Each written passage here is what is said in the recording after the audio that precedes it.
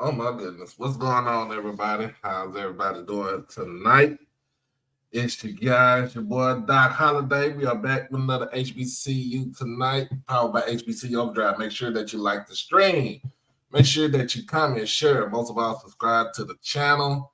Get everything that you need. HBCU Overdrive. Well, I am here. I am blessed. I am pretty much trying to wake up. Trying to wake up over here. Y'all gonna have to excuse me.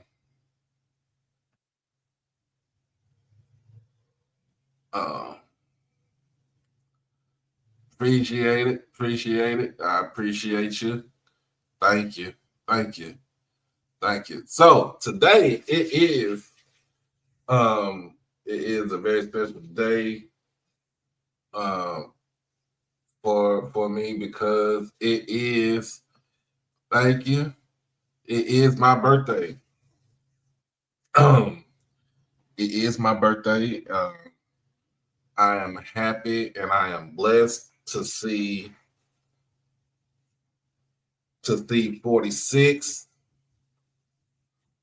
I'm happy and I'm blessed to um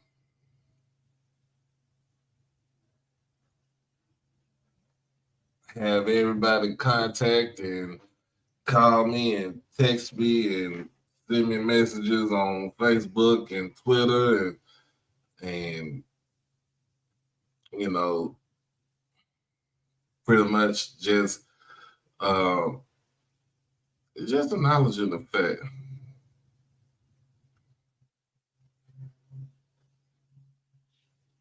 So but I still gotta make sure I gotta take some stuff over here with StreamYard so I can get my intros and stuff back kind of a little bit short, but that's all right. That's all right. That's all right.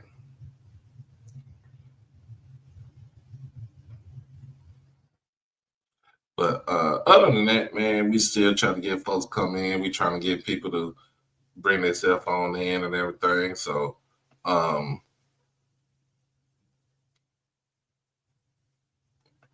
so we are doing our picks. So this week is week 7 picks for the week, and also we are having donations um to get to Jackson. Of course, I did get approved for I did get approved for media credentials.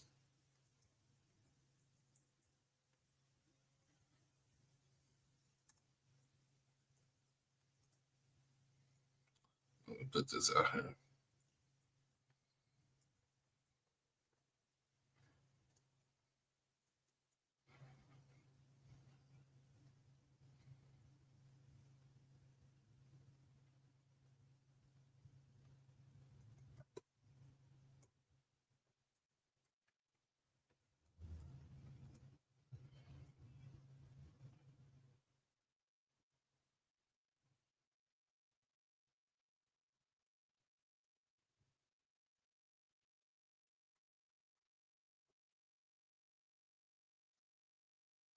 So yeah, hold on one second, y'all.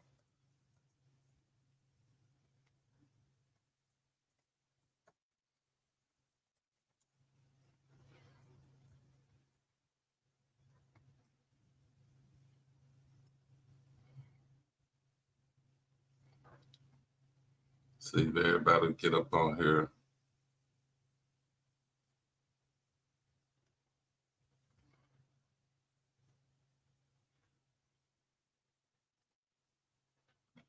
We're start off at 2. So yes, and of course y'all already know how we do. We do things. Uh, if you want to go ahead and um, if you want to go ahead and send donations, you can always send to PayPal, Cash App, or Zelle. You can also super chat. But excuse me, y'all have to excuse me, y'all. I just woke up. So y'all have to. I'm trying to get my bearings straight, but um, hopefully everything go.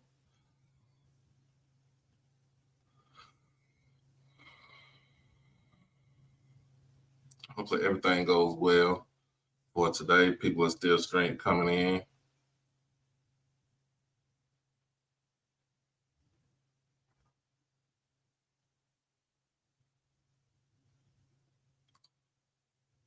Everybody still texting me and stuff. Excuse. But yeah, I got a call from my baby girl today. She hit me up. She's at the fair. She's at the state fair right now. My mama called me this morning. My sister called me this morning. Um, my best friend called me this morning. So I'm just happy. I'm just blessed, happy and blessed to be here. Um, so I'm just trying to take everything in. Just trying to take everything in. Um,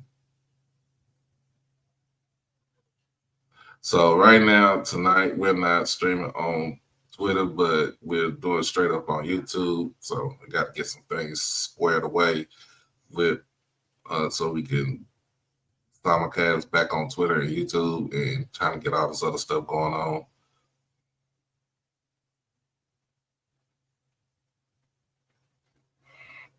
Um,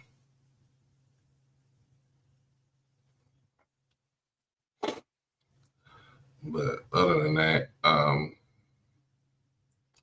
we're gonna have some fun tonight.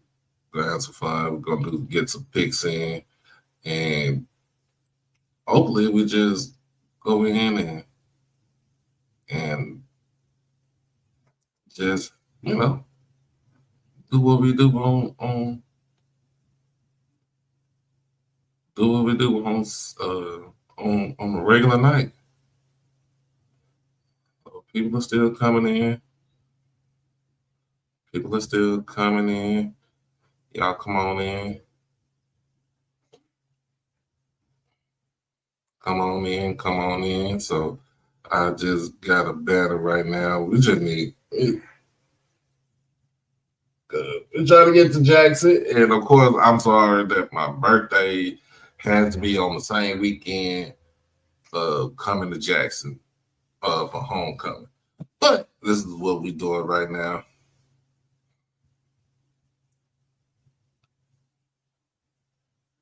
This is what we're doing right now. So, yeah, people come on in. People come on in. People come on in. Uh,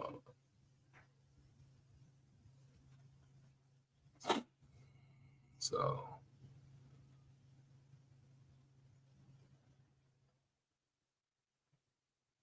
um, let me see what's going on.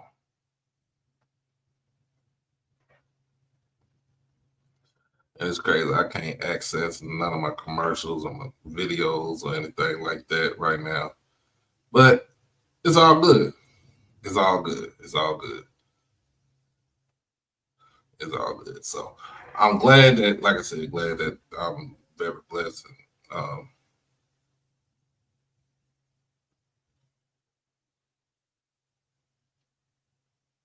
I'm blessed about it. But yeah. What up, though? What up, though? What's happening? what's happening. But yeah, look. Anyway, man, look, we about to get ready to go ahead and jump on this thing. So look, man, we're gonna start off as always in Division 2. What's going on, man? What's going on? So as you see, just look down below. If you want to go ahead and donate to the to what we got going on right now, you can see where you can send in all your any and wherever you want to put your donations at in the ticker. So appreciate you, man. Appreciate it. Appreciate it. Appreciate it. But yeah, man, look, we about to go ahead and first and foremost, I usually do a top 10, but I'm gonna do top five for Division 2. And we're gonna start out at number 1. Benedict College is at number 1 in Division 2, undefeated right now. So they doing their thing. They, basically had a little down week, had a down year, but when you think about it, they have this season they have been firing on all cylinders, offensively, defensively. They are leading in the conference defensive wise, but I'm gonna go with Benedict on as number 1. My number 2 pick, my number 2 would be my number 2. It'll be Edward Waters. Other than the hiccup that they had at Bethune-Cookman, Edward Waters has been the most consistent program in the last couple of weeks. But I will say this with Edward Waters, the road does not get easy. They still do have to play Clark. I think they still have to play if I'm not mistaken, I think they still have to play Albany State. But Edward Waters is and I think they still have to play Benedict, if I'm not mistaken. So I got to look at the schedule for those right there. But Edward Waters is one of those interesting, like I said, interesting programs that you have to just kind of put up in there. At number 3, I'm gonna go with Johnson C. Smith. Johnson C. Smith right now, they're clicking on all cylinders. Also, basically, beating the Virginia schools, beating the 2 Virginia schools is hard to do. Beating just 1 Virginia school is hard to do. Beating 2 of them, both of them, appreciate you. Beating both Virginia schools is a feat within itself. So I got Johnson C. Smith at number 3. Number 4, I'm gonna go with Albany State. Albany State still looks strong. Quinn Gray got something going on down there in South Georgia. And it's kind of funny, and it's still funny because Albany State was picked to win the SIAC this year during the preseason poll.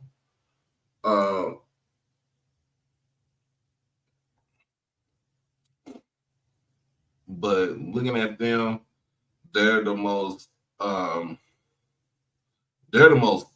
talented team out there. Johnson C. Smith is the more defensive, organized team out there. Edward Waters has the offense, but Benedict is the most complete team in this poll. Excuse me, y'all. And last but not least, Um, yo, I'm going to put. Mm, hold on now.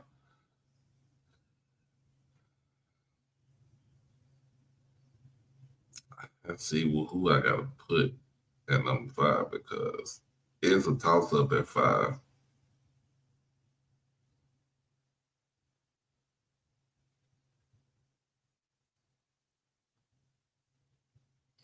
It is a toss up at 5. Let me see. The standards in the SIAC. You know what? I'm gonna be honest with you. I'm gonna go with Kentucky State at number 5. They sitting at 4-2. One of those losses, one of the losses was to Grambling, where hey, they should have won the game.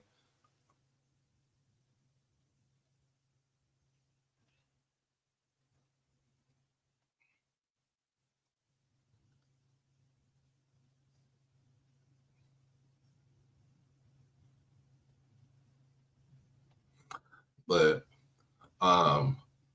starting the season out 4-2, felt, I mean, look, they doing some special things up there in Frankfurt. But be on the lookout for Kentucky State. And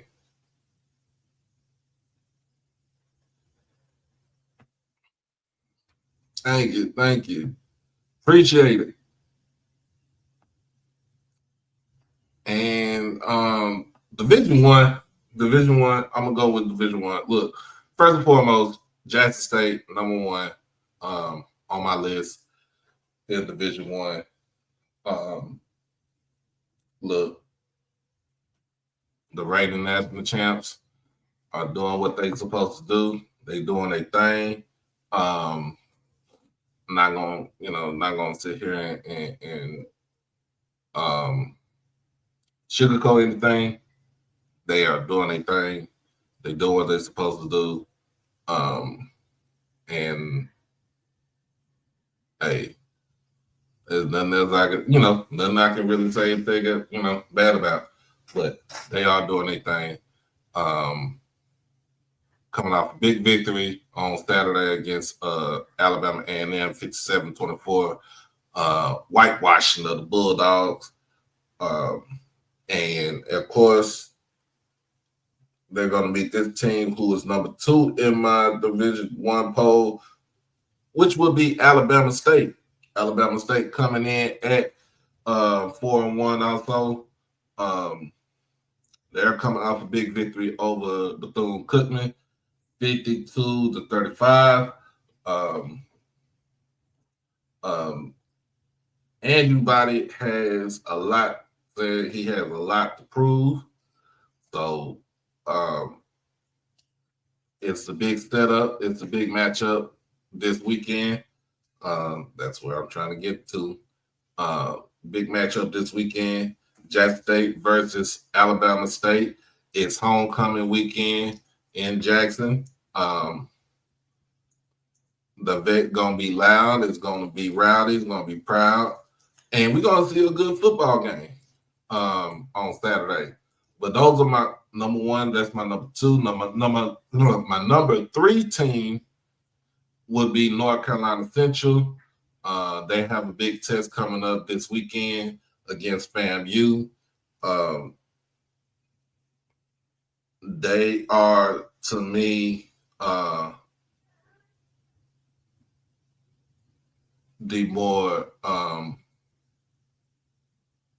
the more I wouldn't say talented team, but they're the team that has a little bit more grit to them. Coming in at number 4. Number 4 is one of those toss-up teams. But coming in at number 4, I got Prairie View. Prairie View coming in at number 4. They're 4-2 right now. They are 3-0 in the conference. They are winning ugly. It doesn't matter how you win. It could be pretty, it could be saucy, but if you're winning, you're winning. Um, so them coming into this game, coming into the season, off of a ugly win against Alcorn, 13-12. But they are winning. And then coming in at number 5, I have it's a toss up between Howard and Delaware State. Delaware State coming in at number 5. Delaware State coming in off of a loss to Mama, but looking at the game, they were in the game the whole time. If you haven't,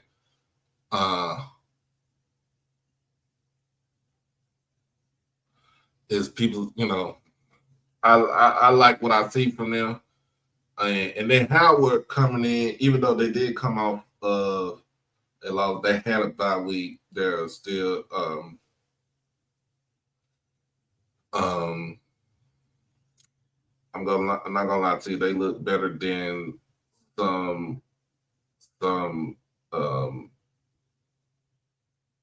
middle of the ground swag schools. Hint, hint, Prairie View. But anyway, that's my top 5 right there. So let's go ahead and look. Like I said, we are taking donations to get to Jackson this weekend. Of course, it's my birthday today. So pretty much trying to go out there and enjoy myself for this weekend. We're going to get to that. We're going to get to it. Who do you have winning the game on Saturday? Because people say JSU's losing 34-24. We'll get to that because that would be my last game. That would be my game of the week. But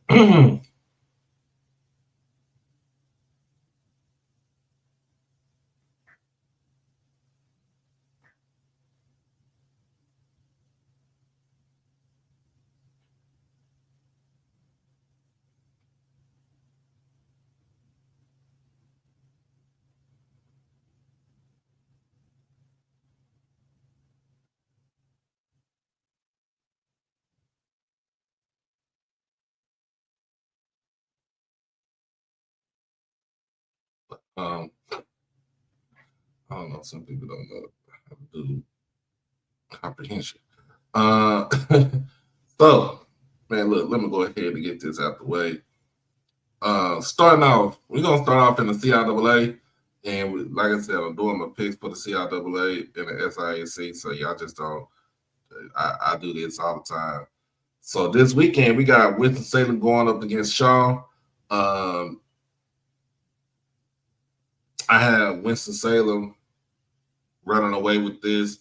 Virginia Union versus Elizabeth City State. I'm gonna go with Virginia Union. They gotta have a bounce back game from just having a bounce back game. Virginia State versus Bowie State. This game is in Bowie, Maryland. I have Virginia State trying to bounce back from a loss. Lincoln, PA versus Bluefield State. I don't know who it's going to be, but I'm going to go with the Big Blues. I'm going to go with Bluefield State in this one right here. I'm going to go with Bluefield State in this one right here. And then Livingstone versus Fayetteville State. This is going to be interesting because this game is in Fayetteville, North Carolina. Livingstone is coming off of a big victory this past weekend. Fayetteville State, they're also coming off of a big victory this past weekend. So I got to pick the lesser of two evils on here. So I'm gonna go with Livingstone. I'm gonna go with Livingstone to upset Fayetteville at home.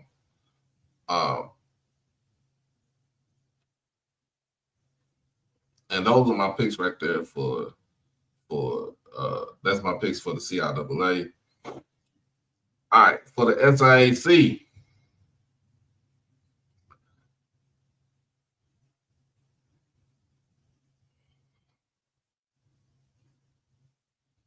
For the SIAC this weekend, Morehouse is on the road to Central State. Morehouse got their first victory this past weekend over Tuskegee. I think that's all they're gonna get right there. I think that's all they're gonna get. I have Central State coming up with I won't say huge win, but they're gonna come up with the win on this one. Clark Atlanta is on the road to Albany State. This game is interesting. This game is going to be on ESPN Plus. Clark Atlanta has come off a couple of losses, and Albany State has been rolling. I'm going to go.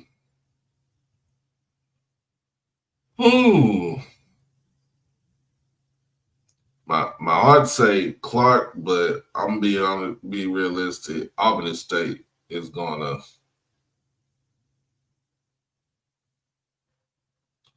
Albany State I think Albany State is going to handle their job and do what they do. Fort Valley versus Benedict. This game is in Columbia, South Carolina. Fort Valley is going to be missing 9 players.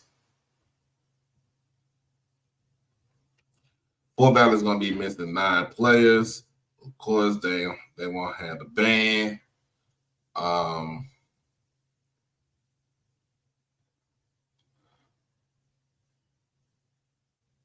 And I'm gonna be honest with you, Fort Valley is they are 0-5 right now.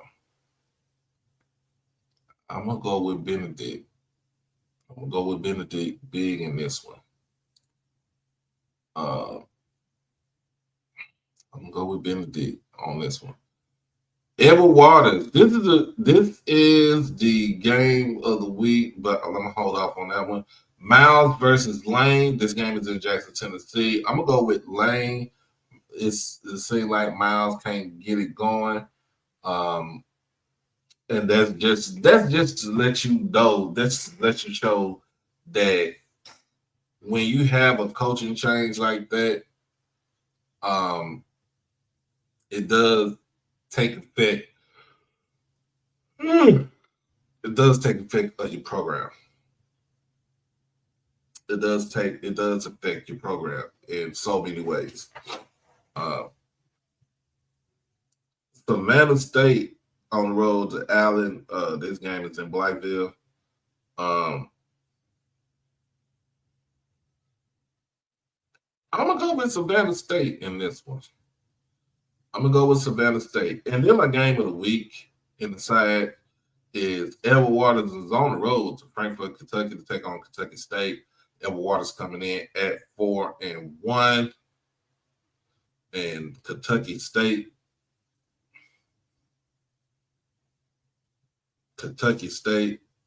is at 4-2.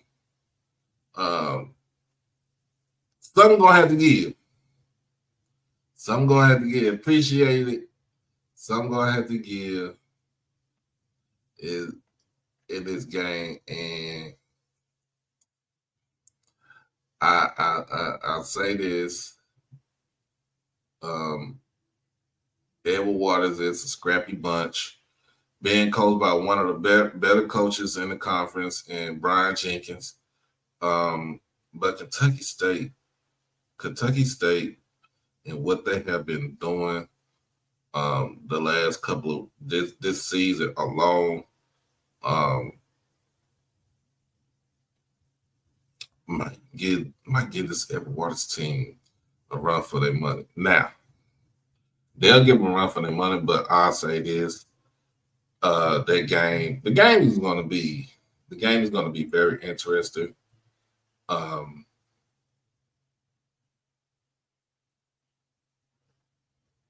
gonna go with Edward Waters, and it's not gonna be by that much. I'm gonna be honest with you. It's not gonna be by that much.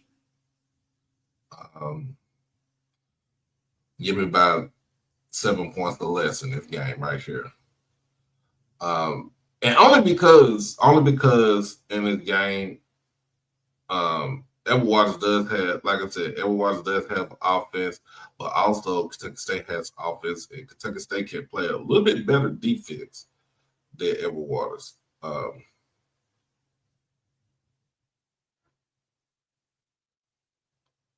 So I'm gonna go with EWU, my bad, to pull out the victory by a close margin. Um, by a close margin. Now, I've been asleep, and I woke up not too long ago.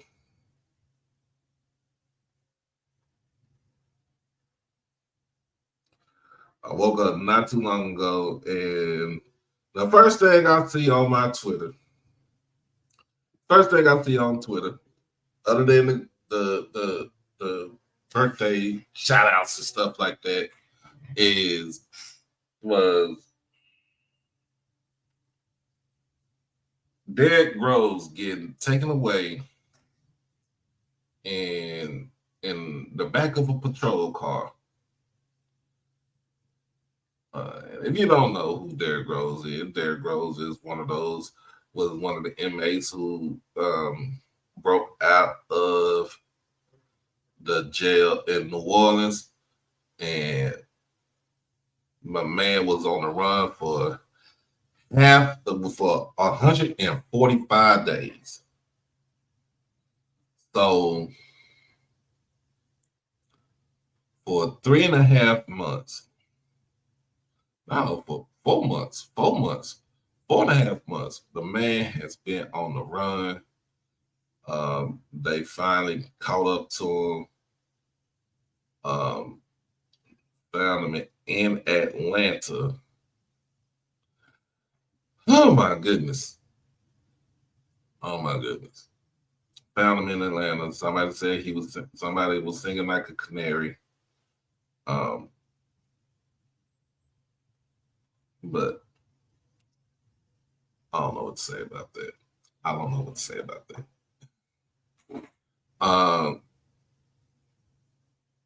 Second, I was supposed to. Oh man, y'all know what? I was supposed to been doing the virtual media day for SWAC basketball. Didn't even get a chance to do it. As soon as I got in the house, I freshened up, ate, and relaxed. As soon as I relaxed, I went to sleep. I was knocked out. I don't care what anybody say. I was calling all the dogs. All right. But word on the street is that Jackson State's Deshaun Ruffin was named preseason SWAC Player of the Year, and also was named on the All SWAC first team preseason. And Dorian McMillan was named on the second team.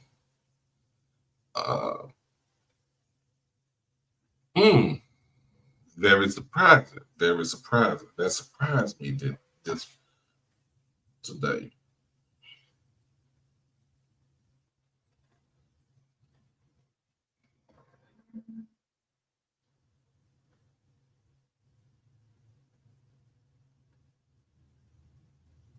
Oh snap! Happy birthday, sir! Happy birthday! Happy birthday! Look, I ain't got no drink. I ain't got none of that stuff right now. So, so I'm just trying to get myself to Jackson so we can have some fun, so I can give you all this content and and and you know, and just enjoy, go to work, but also enjoy my birthday at the same time too. So that's what we talk about doing. Um,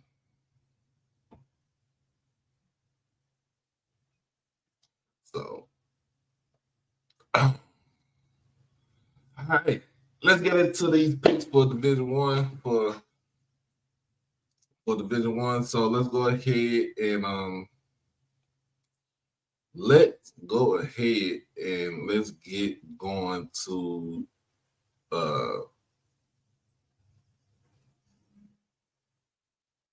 let's do Independence first. Independence. You got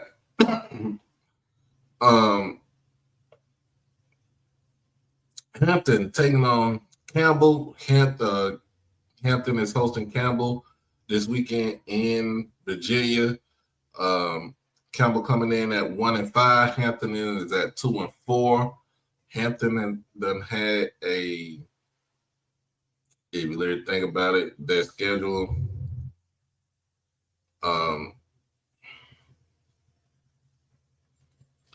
They won against Elizabeth City State, but also lost the last three. Then until they won against Norfolk this past weekend in the Battle of the Bay.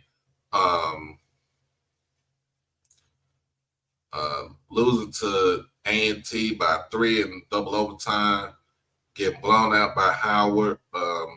First loss to Howard in a long time, and then lose by 21 to Elon before they came out with a victory by a touchdown against Norfolk State. But Hampton and then Campbell coming in. Thank you. Campbell's coming in at last game they played against North Carolina State. Sheesh. They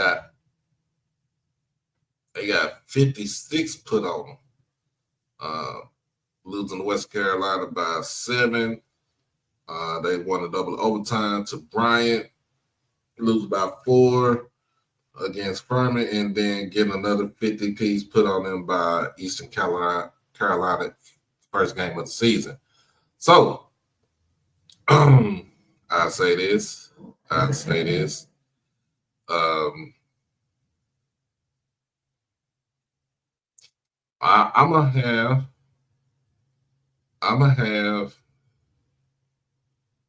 gonna go with Hampton on this one, and I'm gonna go with by close. Thank you, Shep.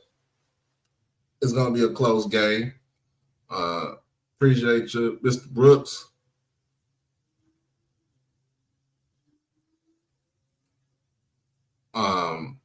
It's gonna be a close game. I say by at least 7 points in this one. Just looking at both teams, just kind of looking at both teams and how the pattern of what they went through. I'm gonna go with Hampton by 7. Next on the list, we got North Carolina A&T is hosting South Carolina State. It's G-Ho. It is G-Ho. It's A&T's homecoming. A&T, look.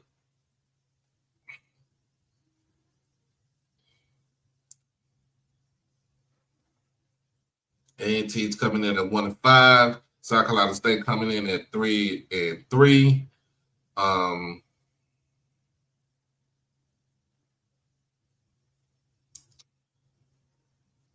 Let's see. We got the last 5 games for A&T. Blown out by Central.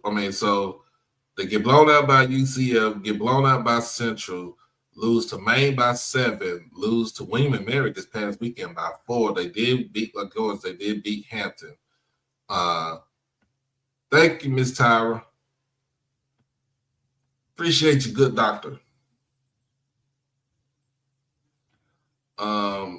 And then this past week for South Carolina State, the last 3, of course,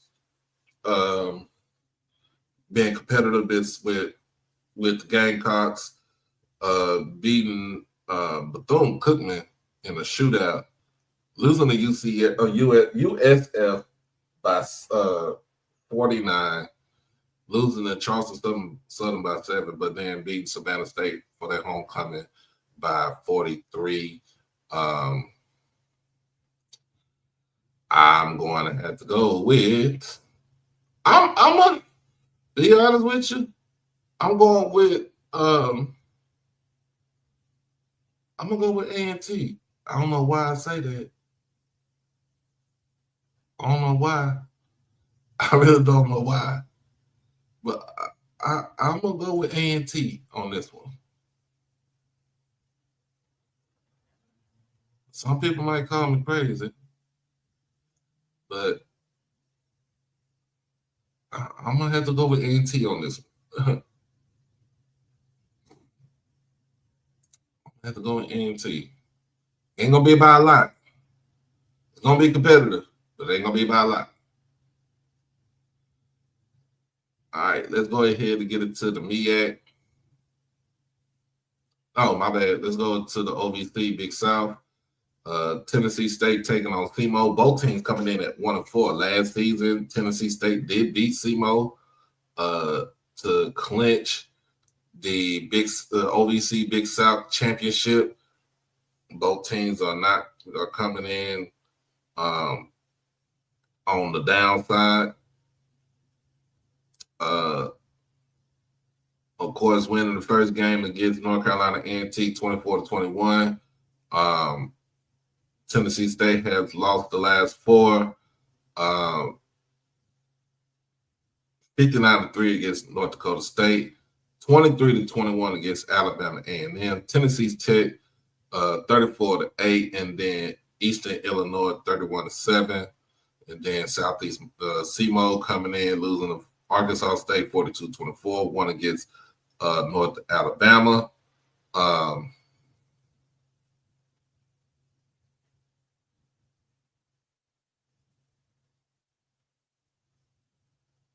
Appreciate you for the donation, North Alabama.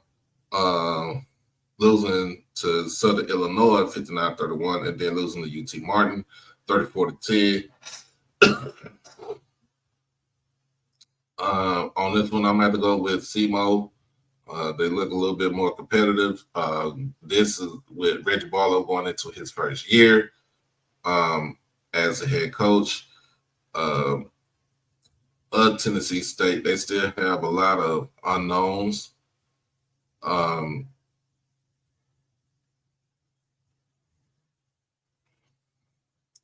They still have a lot of unknowns going on. So I'm gonna just go with SEMO on this one. Even though, like I said, they did beat them last year, but coming into this season, they pretty much have a lot of things that need to be. They got a lot of things that need to be fixed. And they got a lot of in Tennessee. They got give them one more recruiting cycle, transfer portal cycle. I think Tennessee State will be competitive, especially under Reggie Barlow. So,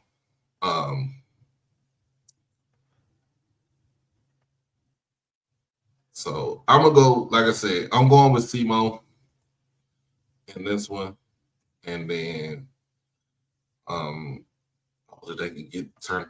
Hopefully Tennessee State can turn it around.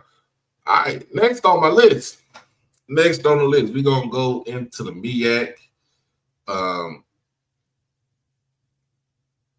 We don't go into the MEAC, y'all.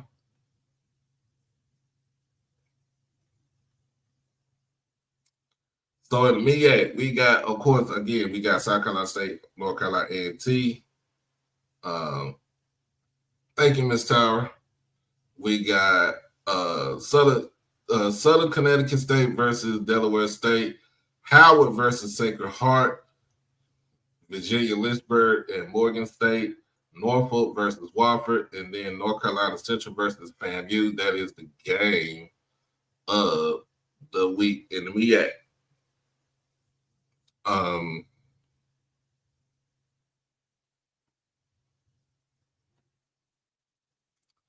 I would say this. And thank y'all. Thank y'all for anybody that's been donating. Thank y'all for donating. I'm bringing it down and shouting everybody out and stuff like that. You still need to get going, keep going. Um,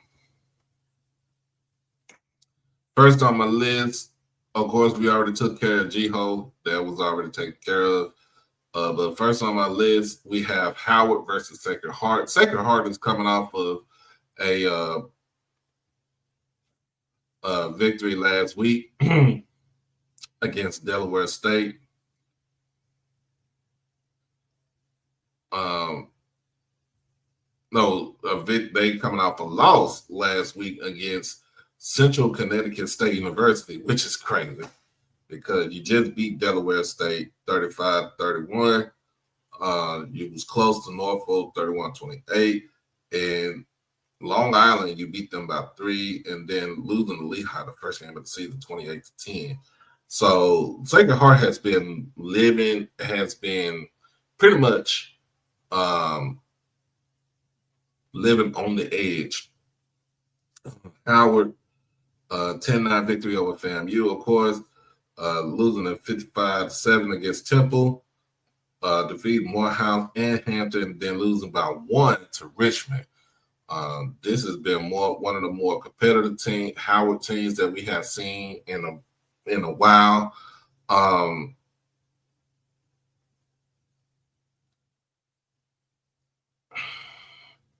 Going into this game, I'm gonna have to go. I like the runner of Travis Kearney. Tyree Starks is the he's the X factor in this game because Tyree Stark, when it comes down to it, Tyree Stark basically is the one who start this engine. But what I saw from Sacred Heart, they are gritty, but they do. Here's the thing: they do get down on their opponent. They do get down on their opponent. Hold on, y'all.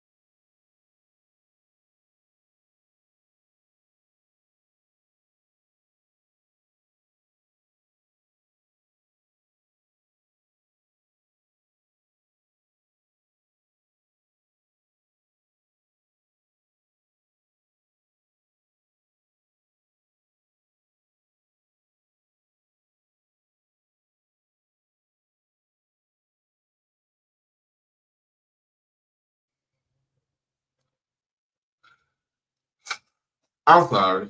That's my mama. That's my mama. She is on for Friday. She said she is on for Friday, and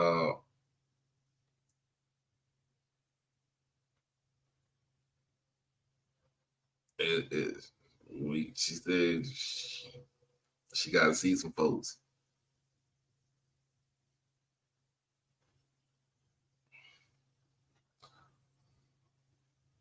Thank you, Miss Mary.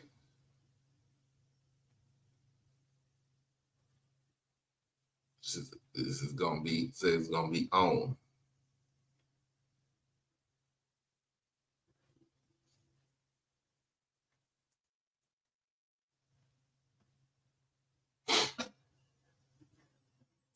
Oh my goodness. Y'all, my mama a trip, y'all. I'm be honest with you. My mama is a trip.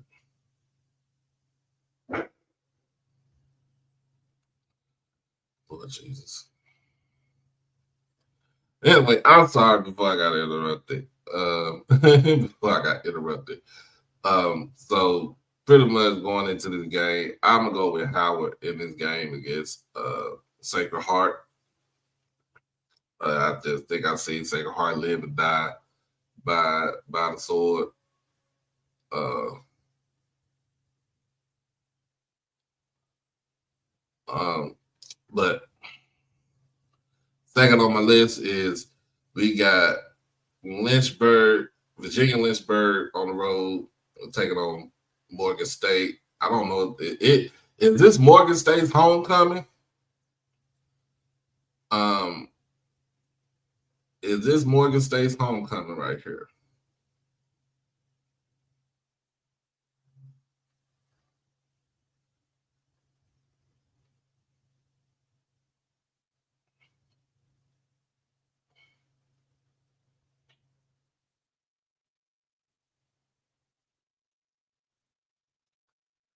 Because if this is Morgan State's homecoming,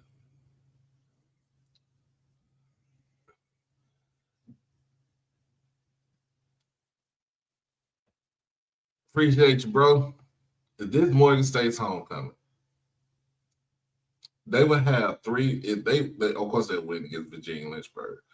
They would have 3 games. They would won 3 games against either Division II or non-sanctioned teams.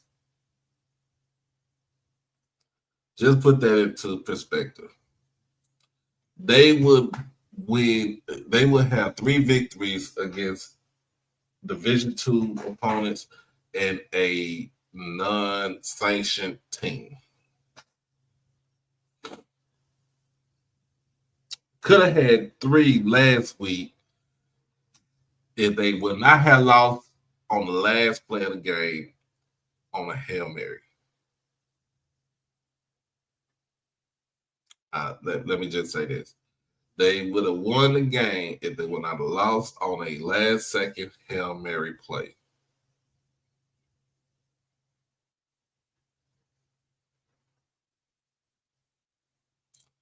Well, I got Morgan State winning this game. I got them winning big, and then get them set up for pretty much conference play coming up, starting in 2 weeks.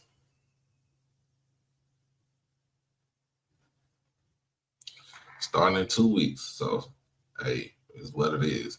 So you got Morgan State winning this game. I got Morgan State winning this game, and then I'm gonna go with Norfolk State on the road to Wofford. Norfolk State is 1-5. Wofford is 0-5.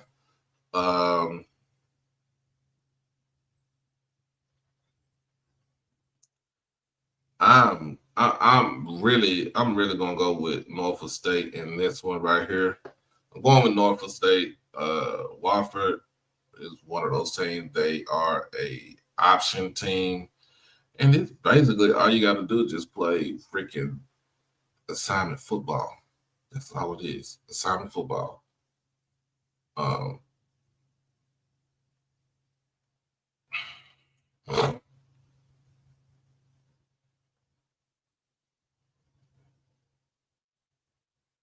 um, last 3 games have been very close. Lose by a touchdown or less for Norfolk. Wofford, um, 4 out of 5 games they have lost by 4 points or less. So I'm gonna have to give in this game. I'm gonna go with Norfolk State in this game. Gonna be by a close margin, by at least a touchdown. Um, Try to at least give Coach Vic his second win of his career, of the season, and of his career. Um,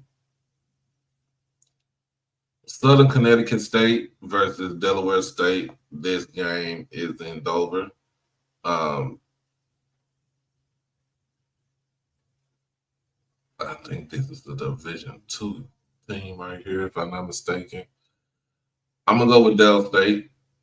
I'm gonna go with them big in this game right here.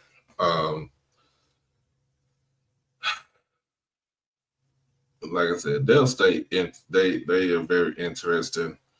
Um, losing their last two games by 10 or less, especially the past weekend being in game against Monmouth, where they were going back and forth. Monmouth take the lead, then Dale State tied. Monmouth take the lead, Dale State tied. So it was 3 lead changes until Monmouth took over in the fourth quarter. And basically ran away with it. Only Dale State was only able to muster up a field goal to keep the game within 4, and then afterwards, Mama scored on last 5 minutes of the game. So going into this game, I got Dale State winning this game very big. So let's go ahead and move on to the next one right here. And then last but not least on this list, we got North Carolina Central taking on FAMU.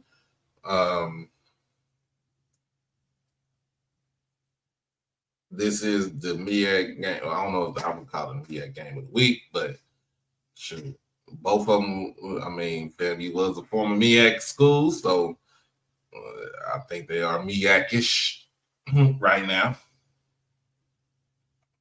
But other than that, we can kind of skip this one because we can go and use this as a swag.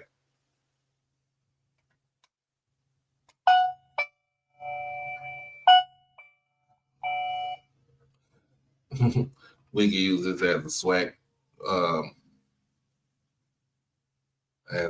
school. But let's go ahead. Let's move on to the swag right now.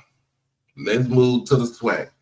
So I know this is what y'all been waiting on for. Hey, keep the donations coming in. I know people are coming in right now. It's 8 o'clock.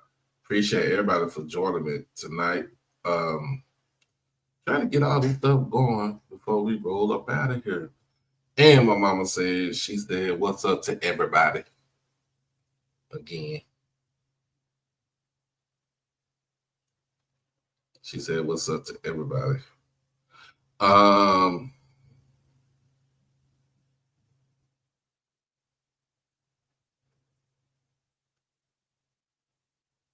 If you're a Cowboys fan and if you're a Jack State fan, I got a video just in case y'all didn't know. That's James Houston out there making plays for my boys.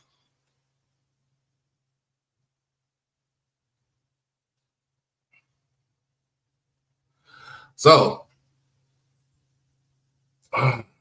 before we get to the swag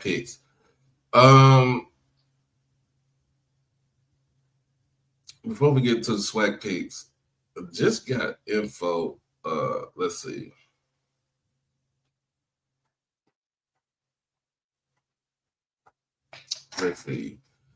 FAMU names Michael Smith interim director of athletics. Smith takes over the interim post from Travis Glasgow. Let's jump into this. FAMU announces the appointment of Michael Smith, Associate Vice President for Finance and Administration, to serve as interim director of athletics effective Monday, October the 6th. This past Monday. A former Rattler football player with more than 34 years of service to the university, Smith has previously served as the Assistant Vice President for Athletics, Associate Director of Athletics for Internal Operations, Director of Business and Auxiliary Services, Title IX Chairperson and Auditor with FAMU's Inspector General's Office, and a Business Manager for the Division of Student Affairs. Smith assumes the role from Travis Glasgow, who is departing the university.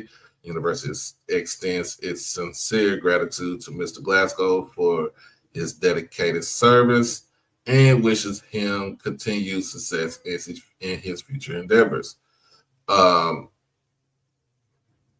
Let's get into it. Angela Suggs, the athletic director at FAMU, is currently facing legal challenges. She was arrested on June 10th, 2025, on charges of fraud and theft related to a previous role as CEO of the Florida Sports Foundation.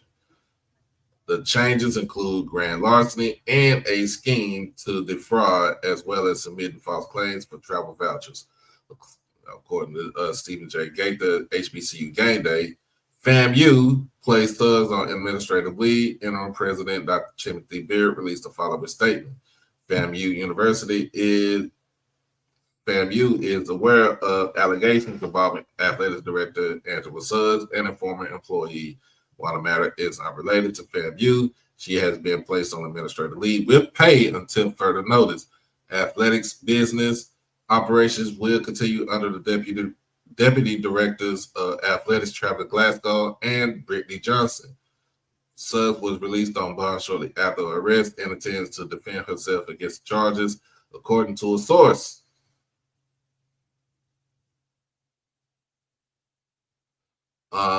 So of course y'all already know this is from early this summer.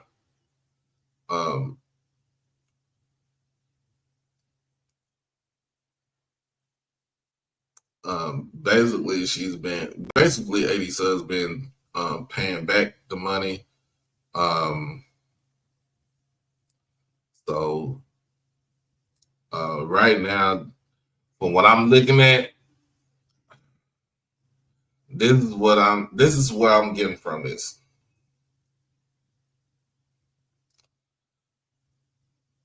This is where I'm getting from. More than likely, the way this is shaping up, I don't know if this is going to be the way this is shaping up. I don't know if this is going to be just temporary, even though it says interim. But don't know if this is going to be the thing that breaks the camel's back. But what I'm looking at right now, what I'm seeing right now is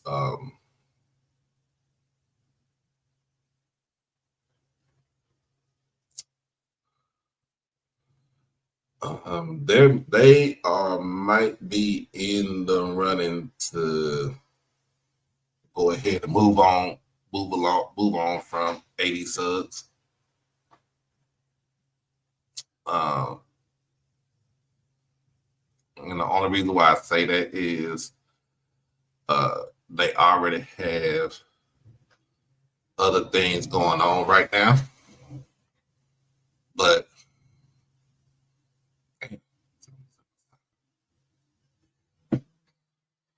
already have other things going on right now. And this is already a distraction to what's going on, especially on the football field. FAMU is not having a good year right now, even though it is a halfway point.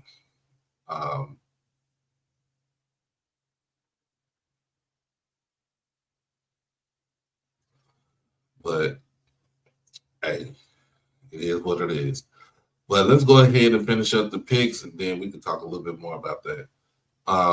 We're going into the SWAC.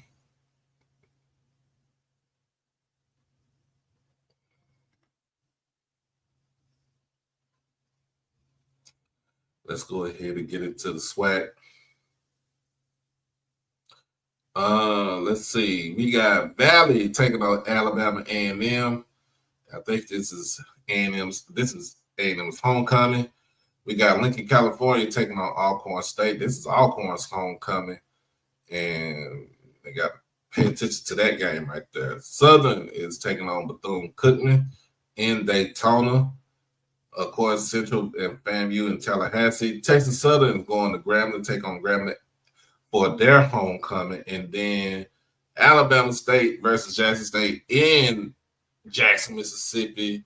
And it is homecoming for JSU.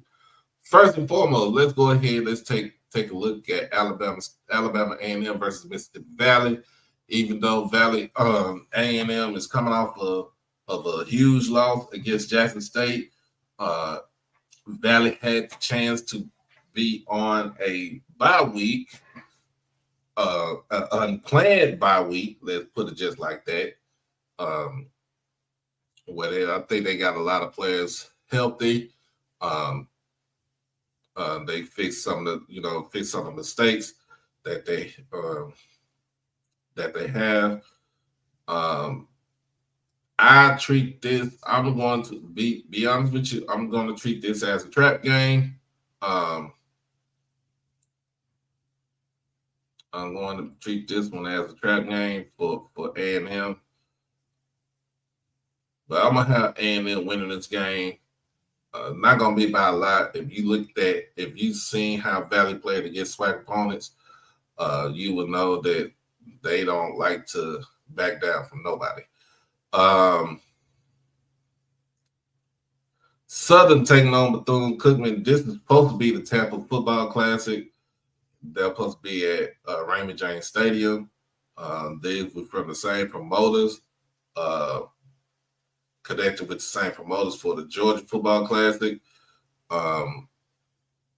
Bethune-Cookman pretty much saw the writing on the wall and said, we're just going to bring this game back on campus, and they are going to welcome Southern on campus with open arms. They'll welcome in on campus with open arms, but on that football field, I got Bethune-Cookman. I got Bethune-Cookman beating Southern this weekend. I'm picking Bethune-Cookman to beat Southern this weekend. Hey, I'm just saying, I got them to beat Southern.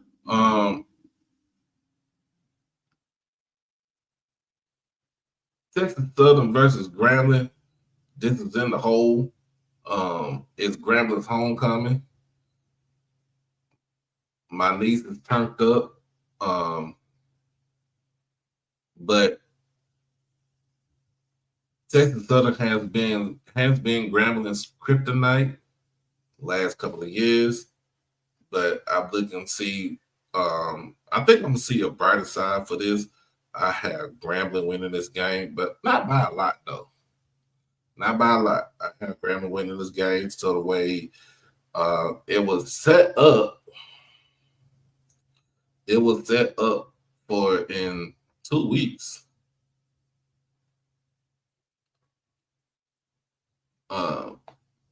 In 2 weeks for the matchup against Jackson State in Vegas. But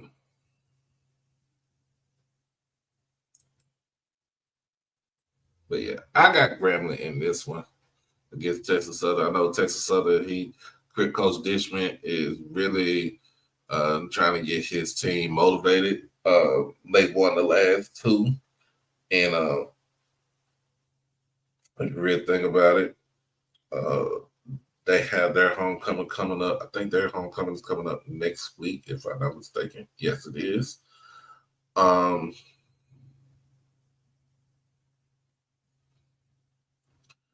So I have Grambling winning this game against Texas Southern. Get T-Set more time. Of course, they just had a bye week. Give him more time to get his bearings, to kind of understand the nuances of the game as the QB. I think they beat Texas Southern. Alcorn versus Lincoln, California. Both teams coming in terrible, but I say I had to watch this game because of the simple fact that Lincoln, California just had canceled two of the last two games because, from what I heard, the lack of bodies.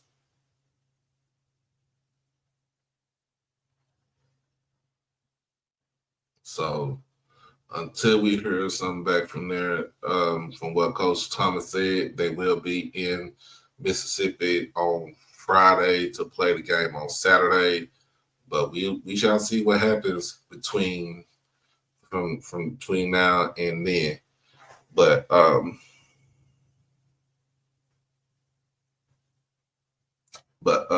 yeah, I got Alcorn winning this game. If they do come, I got Alcorn winning this game very easily, handily. Um, Move on to the next. We got Central versus FAMU. FAMU coming in off of an unscheduled bye week because they were supposed to be in the Georgia football class with Valley. Of course, we know the story with that. So they got their bye week in. Central's coming in at 4-2. FAMU coming in at 1-3.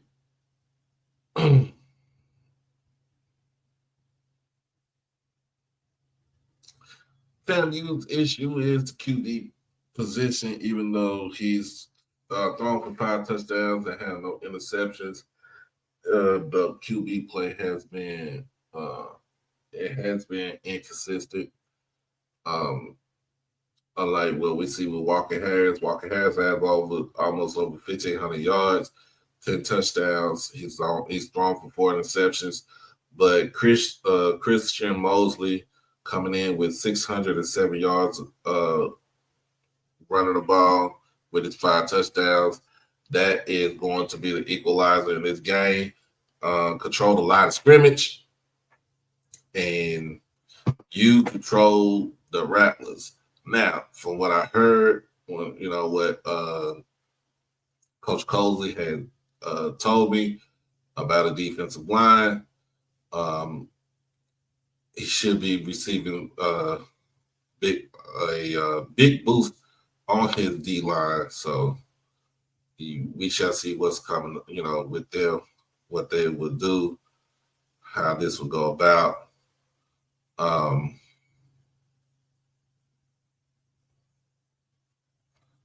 But in this game, I have Central winning this game. I have Central blowing out FAMU in this game. I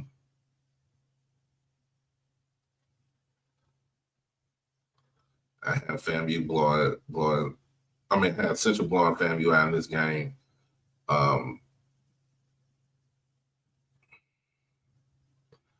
I don't see it in it for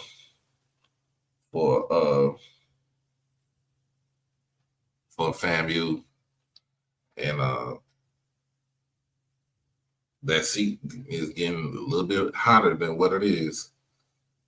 I'm just letting everybody know.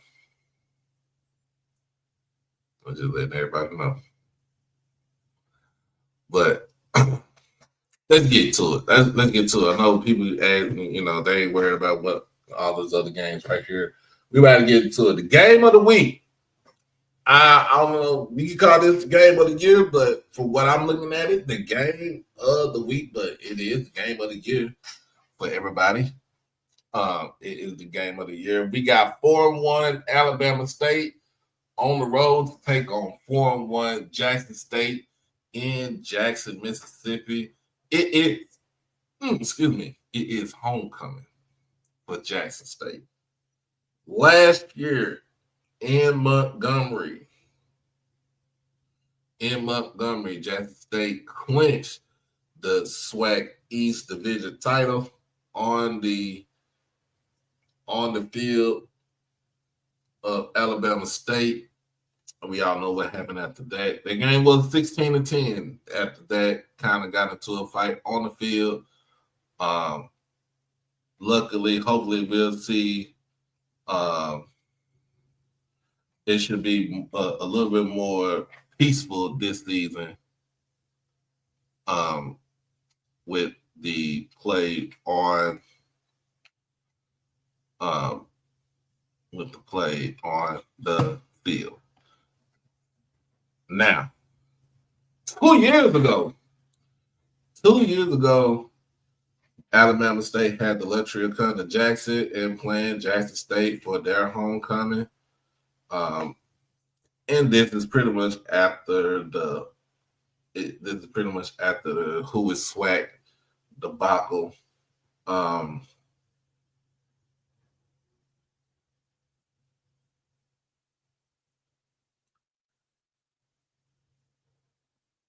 I would say, and y'all already know, we did lose that game against Alabama State. Uh, we lost that game at Alabama State. Um, and the thing like nobody really could recover from that. But new day, new age. Um, New day, new age. Now, this game is very exciting. This game is different from most Jackson State, Bama State games um, in recent years because in recent years, Jackson State, Alabama State coming in with the monsters on defense, but they was anemic on offense. Jackson State's coming in with um, continuity on offense and um, a stingy defense. This season, both teams are coming in with stellar offenses, uh, especially stellar run games, uh, stellar QB play, uh, receivers. Uh, I wouldn't say elite, but I will say that both on receivers on both sides, both teams are fast. They're physical. They are scrappy. Is what you see. That's what I like to see in receivers. Uh, defensive wise, defensive wise, Alabama State is coming in with. I think they're coming in with the number either 3 or 4 defense in the conference. But Jackson State comes in with the number 1 scoring defense, number 1 run defense, number 1 pass defense in the conference. Just this week, Alabama State did receive votes to be in the FCS top 25. And of course, Jackson State moved up 1 to number 14 in the poll. But this game will be determined by the 2 signal callers. We got Andrew Body for Alabama State. And we got Jacoby Morgan for Jackson State. Andrew Body coming in with over 1,000 yards passing, 14 touchdowns, 0 interceptions. Tops. He is tops in FCS football. Hasn't turned the ball over yet. Also coming in as a leading rusher right now with 330 yards and 1 touchdown. Jalen Jones, 430 yards in the air on 19 receptions. He has 6 of those touchdowns from Andrew Body. And then compared to for Jackson State, Jacoby Morgan coming in with 25 yards, by 6 touchdowns, 1 interception. Ahmad Miller coming in, running the ball. He has 448 yards on the year on 55 carries with 3 touchdowns. Janela Dupree is the leading receiver for Jackson State, 272 yards on 16 receptions with 3 touchdowns. And that's where the comparison stopped, because on defense, Quincy Ivory leads the team in tackles for loss, sacks. He is the unquestioned man-child on that defensive line. Jeremiah Williams is the anchor of the defensive line, as he is the nose tackle 3 technique. If you really think about it, that pretty much get the defense going. Linebacker play, I give it to Jackson State. Reed Pulliam, Ashton Taylor should be coming back this week, but Reed Pulliam, Ja'Cory Hargan, those guys have been making a lot of plays from the linebacker position. Now, the position that kind of gets me is the DB position, but with the insertion of Cam Salas at strong safety, him flying to the ball, he's a YN. He does not have no remorse no care for his body. He is see ball, get ball. That is his thing. Hard hitting safety coming downhill. He can act just like an extra linebacker in certain types of defenses for Coach Quinn.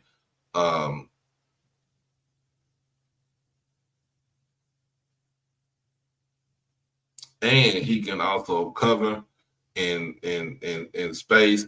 He has a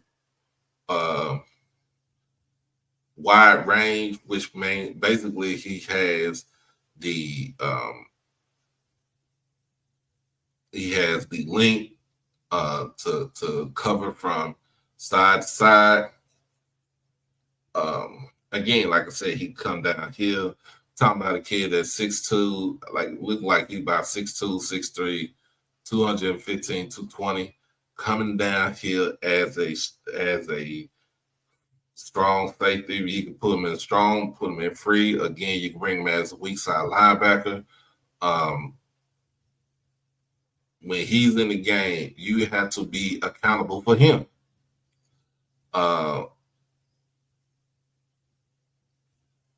When you look at Alabama State, remember back then, back in the day, they was known for having long, rangy, big DBs that are 6'1" and up, especially on the corners. But what I see, they don't have that right now. They don't have it right now, but at the same time, they have been playing good defensive football. Before the Bethune game, they have held the last couple of opponents to 28 points total. This is after the UAB game and before the Bethune game. They have held their opponents to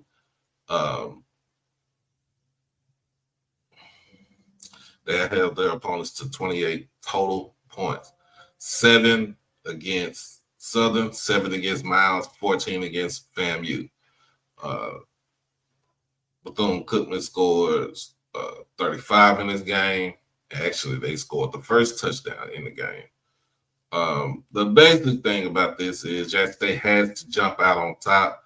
They had to get out on top. And they had to make sure the defense has to go out there and challenge Andrew Body to beat them by himself. Basically, divide and conquer. That's what I call it, divide and conquer. But other than that, man, we got we got football right now. We got good football coming up to this weekend. Now, my pick, my pick is not gonna be. It's gonna be a popular pick because I think everybody is looking for um somebody to get beat by 40. But I do not see that happening. I do not see that happening. Uh,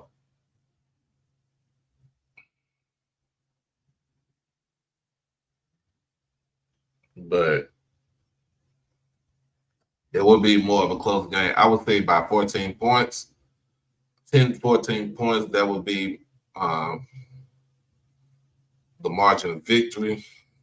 I got Jackson State winning the game. It's not saying I'm putting on my blue and white glasses, but I got Jackson State winning the game.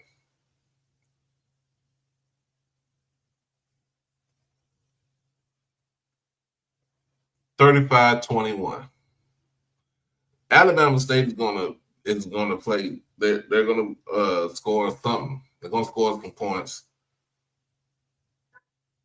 but I feel like we have. I feel like our offense is a little bit more dynamic than Bama State's. But like I said, this is going to be a good game. This is going to be a great game. If you're not going to the game, you can catch this game on ESPNU, 2:30 p.m. live from the vet. I'm gonna be live from the vet. I'm gonna be live on the sideline as always, doing my thing, taking my pictures. Appreciate you, Miss Woods, doing my thing, taking my pictures, getting all this stuff going. But I'm gonna do my thing. I'm gonna do my do. But other than that, man, those are my picks right there. Those are my picks. I appreciate everybody for joining me. Uh, I appreciate everybody for joining me.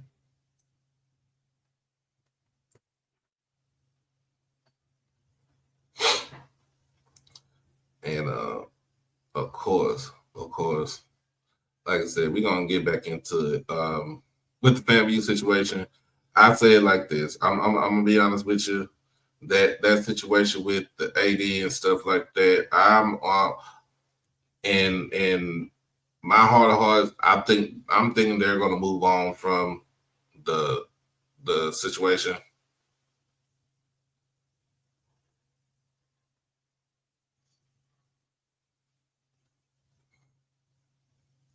From the situation. Uh,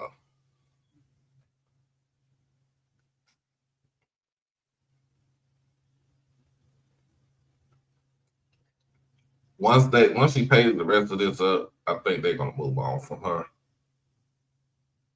I really don't want them to move on from her, but knowing them, knowing how this is gonna go about, they'll move on from her.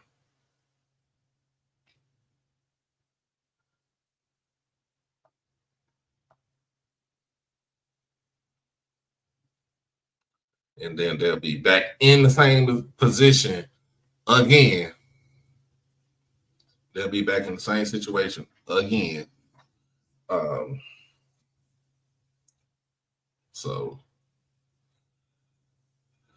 we shall see what's up. Oh,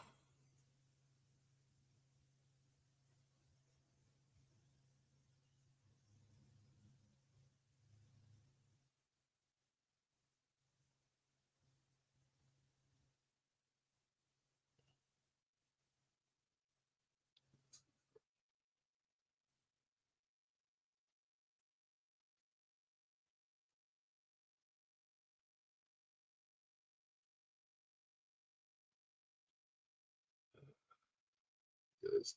Um,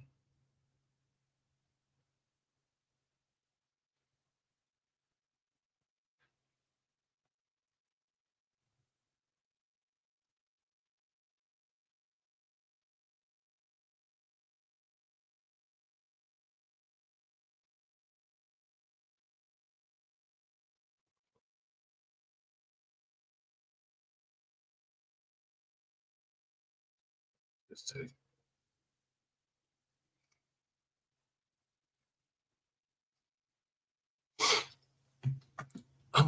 Okay, but yeah, given the fact that all the stuff that's going on, given the fact that the severity of everything, even though it was from the time she was at her previous employer, that's something that you really don't want to deal with. The headache of something like that. They don't want to deal with that. A lot of people don't want to deal with that. So of course, they are um, pretty much. I mean, I think they'll just move away from. They'll just move away from it, and that's what I see right there. That's what I see. I think they'll move away from it, and it's one of them things where, hey, next person up. But in family case, that they do that all the time. They do that all the time. Oh my goodness. So,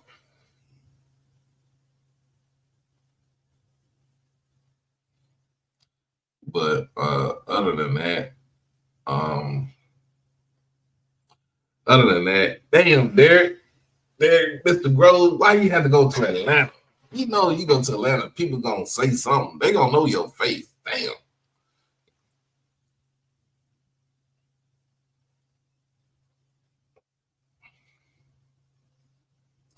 they gonna see your face. Come on, man.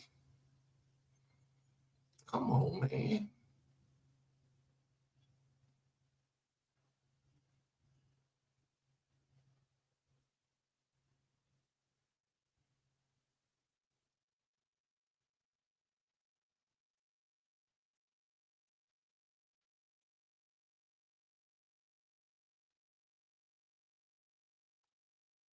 Come on.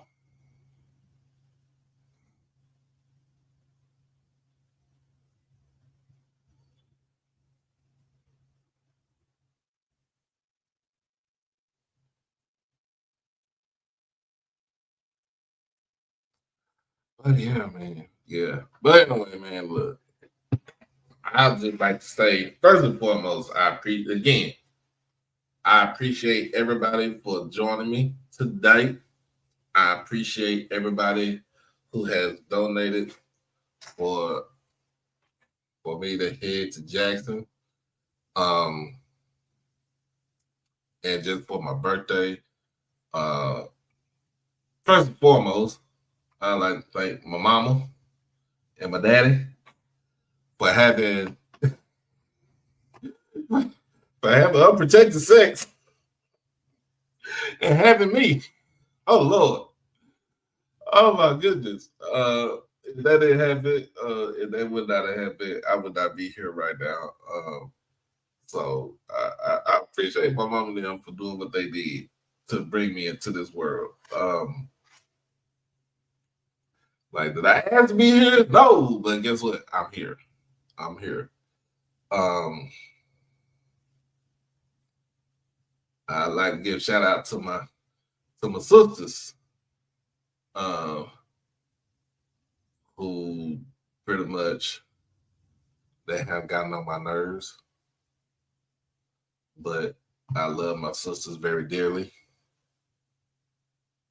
and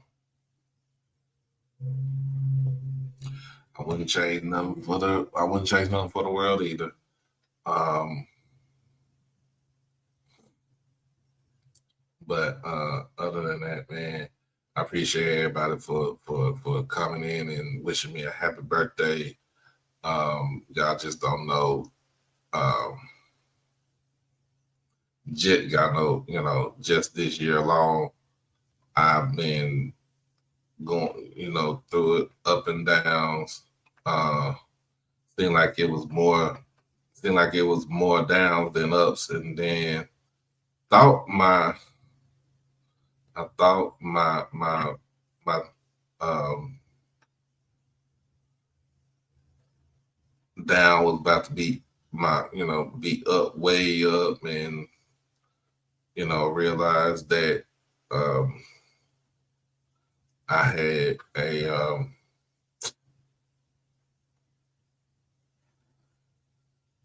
I, failed. I don't know if it was failed or what, but it was one of those things. Thought it was something good, and next thing you know, mm, poof, laugh, laugh in my face. But um,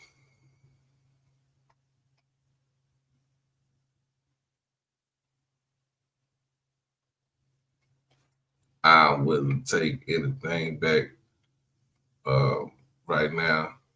I'm glad and blessed to see. I'm glad and blessed to see 46 years old. Um, I'm glad and blessed to um, see my kids grow up. I'm glad and blessed to still have my mom uh, around. Um,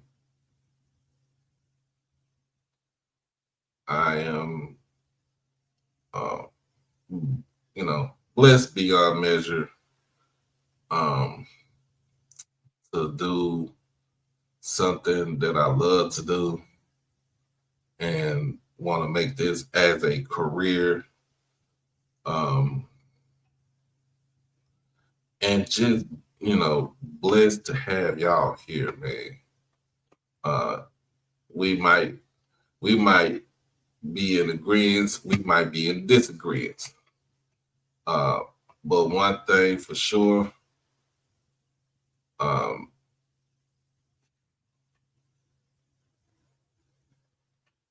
appreciate it. Yo, what up, Troy?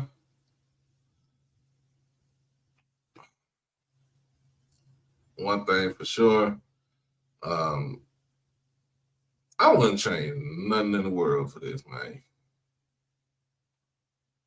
I would not change nothing in the world for this.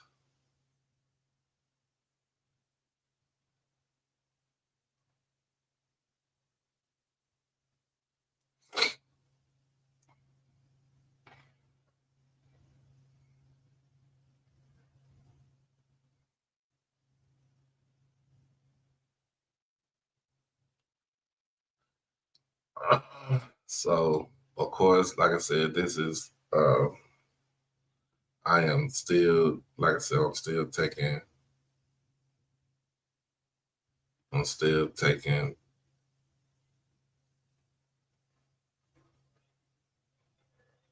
taking these donations. Shout to get to Jackson. Enjoy my birthday.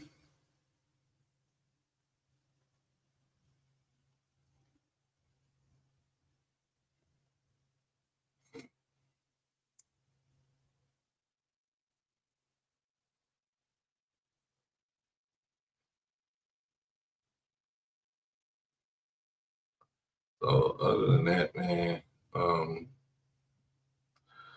Lord, Lord, I do not want to go to work tonight, but I gotta go.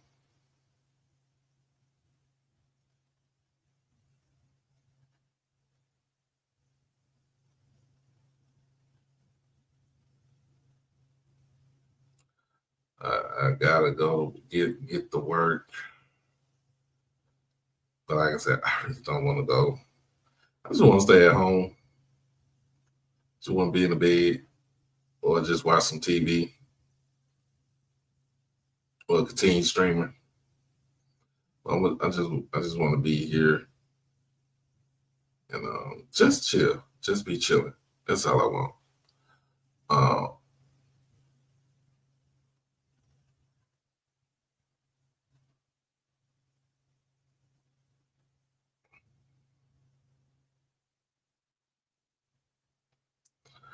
That's all I want. So, well, donations are still going, still going. Let's reach the number uh, to right here what we got to have going right now. But I'm just gonna go ahead and get up off this thing right now. But as always, man, make sure y'all stream, share, comment, and subscribe to the channel. Um, Make sure that you hit that notification bell to get everything HBCU Overdrive. Also, if you're on Twitter, make sure you hit the follow button on Twitter and then come on to the YouTube and hit the subscribe button. But until then, as always, y'all be blessed, be safe, hug your loved ones, love on your loved ones. As always, crash out on your kids and beat them out the penitentiary. We are going to be out. I ain't gonna have no outro music right now, but we are going to be out and about. If you see me on the yard on Friday, come holler at me. Come holler at me. If you see me out there on Friday, come holler at me. We gonna have a good old time this weekend. And everybody be safe. You going into your respective homecomings. Y'all be safe out there. And I hate to say this. I don't want to say this, but make sure y'all come back alive. Oh, hold on. Mr. Ford is on here.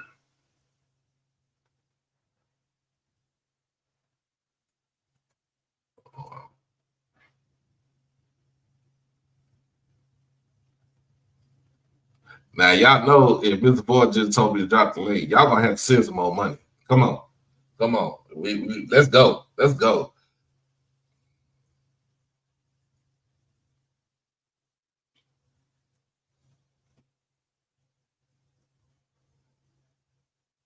If y'all want to hear Mr. Ford speak, let's go. There we go. Mr. Ford, what's going on? So this your birthday, Bond? When was your birthday? My birthday today. Man, happy birthday. Appreciate it. Okay, so this is October, 8th? Yes, sir. So you Libra. Yes, sir. Okay, all right, yeah. Happy birthday, Doc. I appreciate it. Man. How's your mom? Oh, she doing good. She called me during my live. She said, we on for Friday, so she gonna be riding with me to Jackson. Okay, so y'all leaving Friday. Yeah, leave Friday morning. Hey, everybody. I wasn't going to talk long. I've been, it's been a long week, man. I'm ready to get this week over with. But like you said, when white people have a game like what we have with Jackson and Alabama State, they call it the game of the century. Mm-hmm. We call it the game of the year because we have these kinds of games. And like you said, man, I hope everybody has a great time. And like I told Mr. Mona the other night, man, I'm so sick about this shooting thing. I don't understand why we got to go to our homecoming and then shoot up the place. I don't understand that. And I just hope they got that security down. And, we just got to pray for everybody's safety. And, yeah, man, this is listen, Jackson State is ground zero for HBCU football.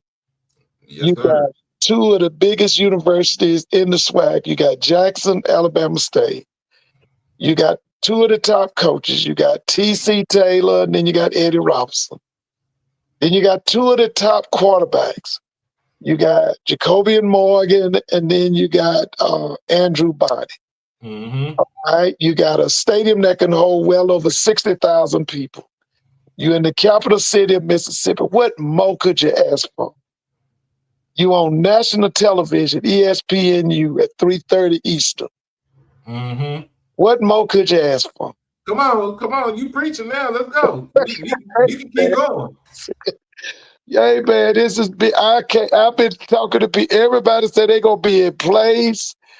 I was talking to the FAMU people today. They said they gonna be in place. I was Talking to the ones I worked with today, they told me they didn't gave up. They gave up, Doc. Mm, And that's what when they said that, I know Cozy got to go. If they done gave up, he got to go. mm. He got to go. I got one lady. She works in our technology department. She told me that they have season tickets. They were supposed to go this week to see A&M play North Carolina Central. Mm-hmm. Their belief is that it's going to be a bomb out. That Central could do that 50 burger thing on them. And so they said, yeah, they go take the vacation and then they're going to come back the next week and go to homecoming. Mm. Yeah. Well, I'll say this though, with that situation right there, um, it's kind of hard to say because, um, I mean, he did say that they had a lot of, they had some missing pieces on the defense, especially on the defensive line. They should be getting back this week. Um, so, but Now, Doc, let me tell you, it the thing that's gonna get cosified is his mismanagement and the mishandling of that quarterback situation. I'm telling you, Doc, I was there. I went to Tallahassee when they played Albany State. right, Jet Petty should have been the starting quarterback from day one. Okay, and because they have mishandled that, mismanaged that, that's why they've only won have they won one game or two games? one game. One game. And I'm gonna tell you something. And when it's all said and done, because I do think they're gonna make a change, that's gonna be the number one reason why he's gotta have to leave Tallahassee. Because he mishandled that quarterback situation. He really did. Mm. Well, mm-mm-mm. Because Doc, I still say, and I told Mr. Mona this, I believe that the decision has already been made in Tallahassee and in Baton Rouge. And the Mm-hmm. decision is that they getting ready to get two new head coaches, both of those schools, Southern and Florida A&M. Right. Yeah. Mr. Mona says, well, he signed a 3-year contract. But see, you have to understand, money is being lost. When them people told me that today, when they said they had given up, and you done gave up, and it's just October, Yeah. listen, that somebody got to go. Somebody got to go. Yeah. And when you think about it, with Southern and how they are, um, they've been going about, and it just seemed like they not, it just seemed like they not competitive. Well, and the argument I make is this. You can get rid of Terrence, but here's the situation. Roman Banks doesn't know a championship head coach if one hit him in the head. He's totally incompetent when it comes to being the architect of a football program. That stuff about telling me about he called Ashley Robinson every week. So what? Mm-hmm. They ain't got nothing to do with him being competent. And so until they address that situation, and I still say that a microscope needs to be put on the athletic director at Grambling State University, because I think he like Roman Banks too. I think he wasting his time too. Well, I'm gonna say this about with Coach Joseph, and just listen to them talk. Um, I think he's very invested he's very, very invested into this program, and he wants to have a winner out there. And you can Right. tell he don't like you can tell when he don't like to lose. Right. He lose, he got the attitude. And I think that's with any coach, man. They don't like, coaches don't like to lose. Players don't like to lose. And if you don't have that type of fire when you go out there, and saying that we're not gonna lose every time we step out on that field. Right. Why are you playing the game? Well, didn't he play for Tom Osborne? Mm-hmm. So he ain't used to he's not used to losing. He's not used to losing. Right. He ain't used to losing.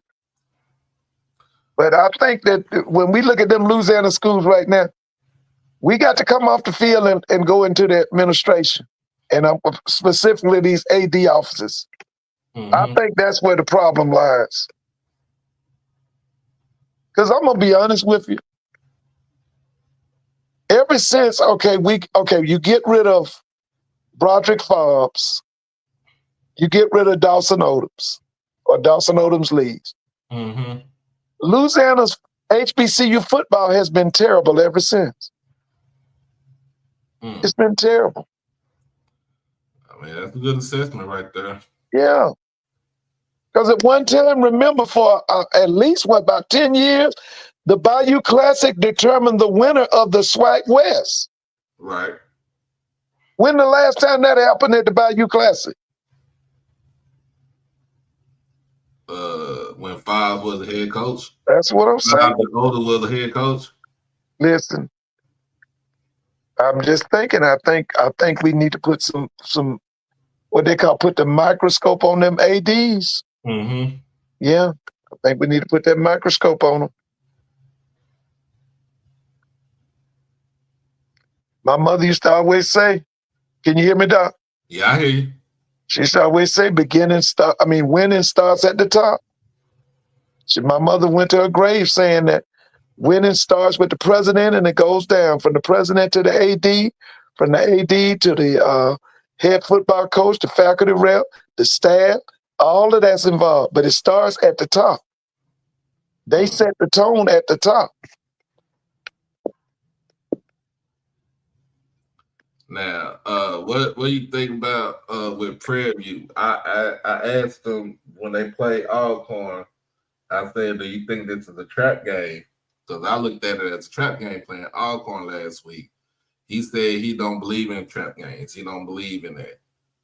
Well, now, the only thing, I saw the game. Now, some people saying Prairie View still the same. That's not true. Prairie View is more disciplined, but the main thing, Prairie View is organized. They're organized. They have a different attitude. There's a different culture. Now, from what I see, the running game, they do have the power running game that Coach Jackson talked about. The only thing that I don't see is the quick strike ability, throwing downfield and hitting people in space. I don't see that. Mm-hmm. I don't see that. So what I'm trying to say is, right now, to me, offensively, they're one-dimensional. Especially when they play that kid from the kid that's from Memphis. He wears 21, I think. You know who I'm talking about? Yeah. Yeah, now he does a good job of running that football. Cam Peters. No. This kid is from Memphis. Yeah, that's Cam Peters. Cam Peters from Memphis. Okay, no. Cam Peters is 21. Oh, that's Tevin Carter. That's the one I saw in the games I've watched. It's been him. It's been that number 21. Okay. Yeah. Like I said, now he does a good job of running the team and with the power running game, but I don't see that quick strike ability with him. Right. Yeah, I don't see it. Right. So you don't see that. All right. Let's see what we got. Let's go to the MEAC. The MEAC. Well, they ain't got no marquee games in the MEAC this weekend. They all gonna be in the following weekend and stuff. Well, I listen. What about Central going there and then dropping a 50 burger on FAM? What is it? Is that a marquee game? It would be if FAMU was anything competitive. Yeah, but listen, you know Trey now. You know how Trey is, baby. Trey will break your heart, baby. Trey will come in there and do, because like they always say now, they brag different down, they brag. But I just listen, I don't feel good. I thought that the young man, Andrew Body, came in and did a number on him But I think this Walker Texas Ranger could be worse. It could be worse. He got 1,500 yards passing Yep. already. I call him Walker Texas Ranger. So yeah, I think he. I think what we see, what we're gonna see is a, if it's a 50 burger drop in FAMU, you might want to go ahead and move the U-Haul right there Yeah, that's what I'm thinking in too. Brad. Doc, I totally agree with you. I think a change will be made. If they're embarrassed like that in Bragg, a change will definitely be made. He will not coach that homecoming game. He will not coach that homecoming game. That's bad business. You get fired before homecoming. Now, brother Sonic Boom, the only problem that I with BCU is they don't have a semblance of a defense. Now, with Ransom at quarterback, they can quick strike you. He could make the miraculous plays and all of that. But remember, football is three-dimensional. It's special teams, defense, offense. Right now, the only thing Bethune is good in, they can quick strike you on offense. But then they'll come back and give all them points up on defense, and their special team are horrendous. They awful.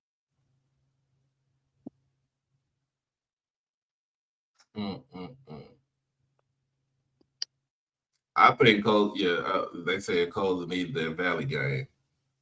I don't even think that he need. I think he probably would have.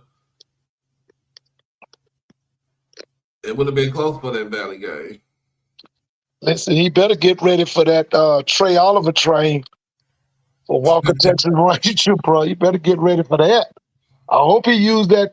So he got 2 weeks to get prepared, right? He didn't have to play last week.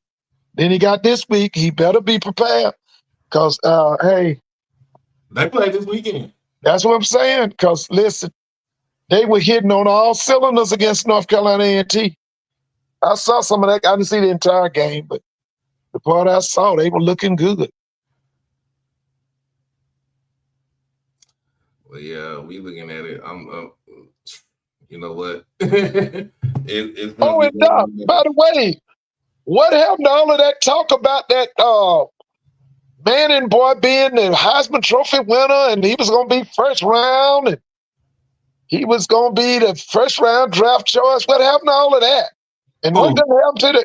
Listen, a lot of people had picked the Longhorns to win the whole thing. What happened to that? Oh, they really caught the SEC. And I don't see how they lost to Florida. That should have never happened right there. But is it just that they're host to field, or is it all about the Manning kid? What's the problem? I think it's all about the Manning kid.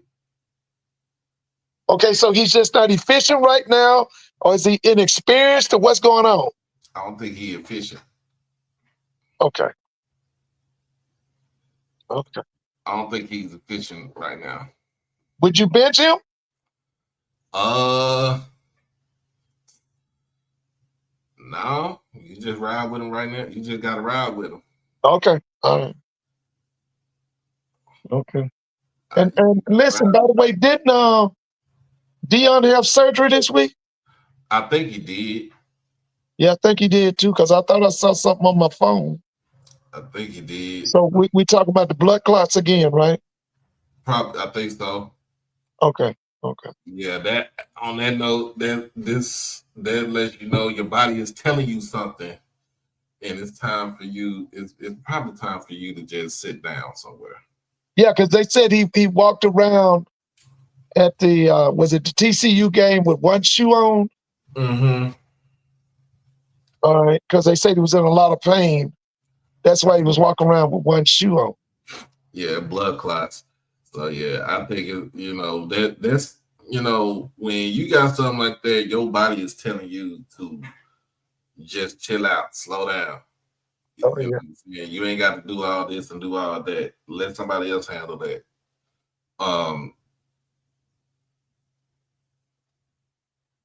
I mean, that I just think that I think it's just time for him to just chill. Yeah, yeah. Now let me ask you this, Doc. With it being homecoming, will Alabama State's band be allowed to perform, or it would just be Jackson State's homecoming? I mean, halftime. I think well, the last time we homecoming, they came and performed. Oh, they did. Okay, all right. I Yeah, was just wondering because I know you got to introduce the court, Jackson State's court, and all of that, and they yeah. get what 20 minutes for a half, right? Mm-hmm. So, okay, I was just wondering because sometimes some schools, if it's homecoming, they don't let the opposing band perform. Right. Yeah. Now, I got a question for you. What do you think about that brawl from this past weekend with Fort Valley and Central State? I was at the game. I walked out to because the tailgate was smoking, and I didn't find out that that the fight had occurred until Sunday. My cousin called me and told me. Then she sent it to me. I didn't even know that the brawl had even taken place. I didn't even know it, and I was there. We left during the third quarter, and we went because their tailgate was big, man. I mean, their tailgate was something else, and I didn't even know it until Sunday morning. I was at the game. You was at the game. I was at the game. You was in Peach. You was in Peach County. Yeah, I was in Peach County. Listen, you know what I told Mr. Mona when I got back? I said, listen, they need to move that Fountain City Classic out of Columbus and take it back to the campuses because Albany State and Fort Valley is losing out on too much money. Fort Valley has a really beautiful stadium. They have a beautiful stadium. So does Albany State. And they need to have that money for themselves. They don't need to be issued no money by Kevin Smiley and that bank called, was it Synovus?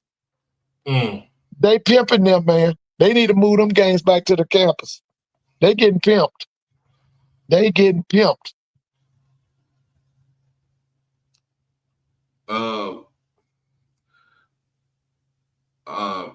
What about, let's see, we talk about that Morehouse, Tuskegee. Yeah. And Morehouse won, right? Yep. Woo. Listen, man. Now, Doc, you know the respect I got for Tuskegee. My sister is a graduate of Tuskegee. Listen, man. We need that Tuskegee program to be a perennial power like it was under Comegys and under Willie Slater. Okay, I was all for them going and getting the quarterback, James, to be the head coach. But listen, man, I think some changes got to be made in Tuskegee, man.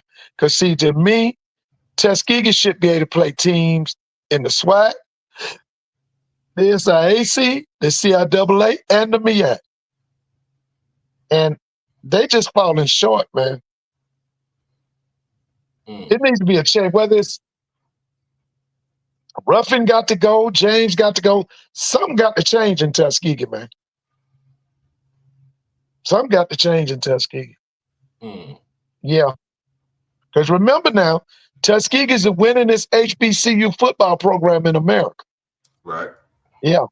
So it's got to be some change now. It's got to come because this is ridiculous.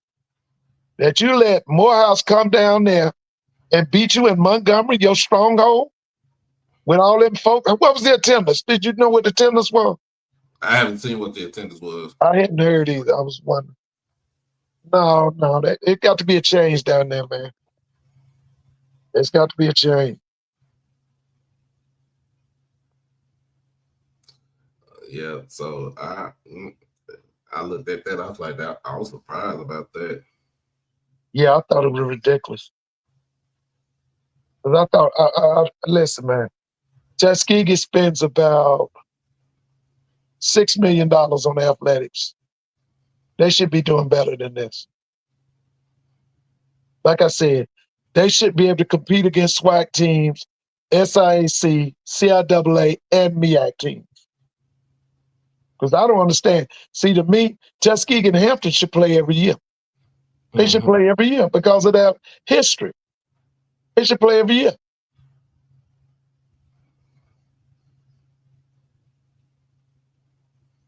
Let's see. We got G-Ho this weekend. Oh, they might get 50 or 60, but Chennis Berry probably got that sword so sharp on them. And listen, I don't know how you're looking now, but I saw at the beginning of the season that Ryan Stubblefield. Oh, he looks so good, man. And if he's on tomorrow, they might get another 50 points put on them at G-Ho. Because if that Ryan Stubblefield I saw him against Bethune. He looked so proficient. And I saw him against somebody else, I think. But listen, your friend Dave, tell him we're going to see how competitive they are this Saturday. We're going to see. We're going to see how competitive they are against the color school.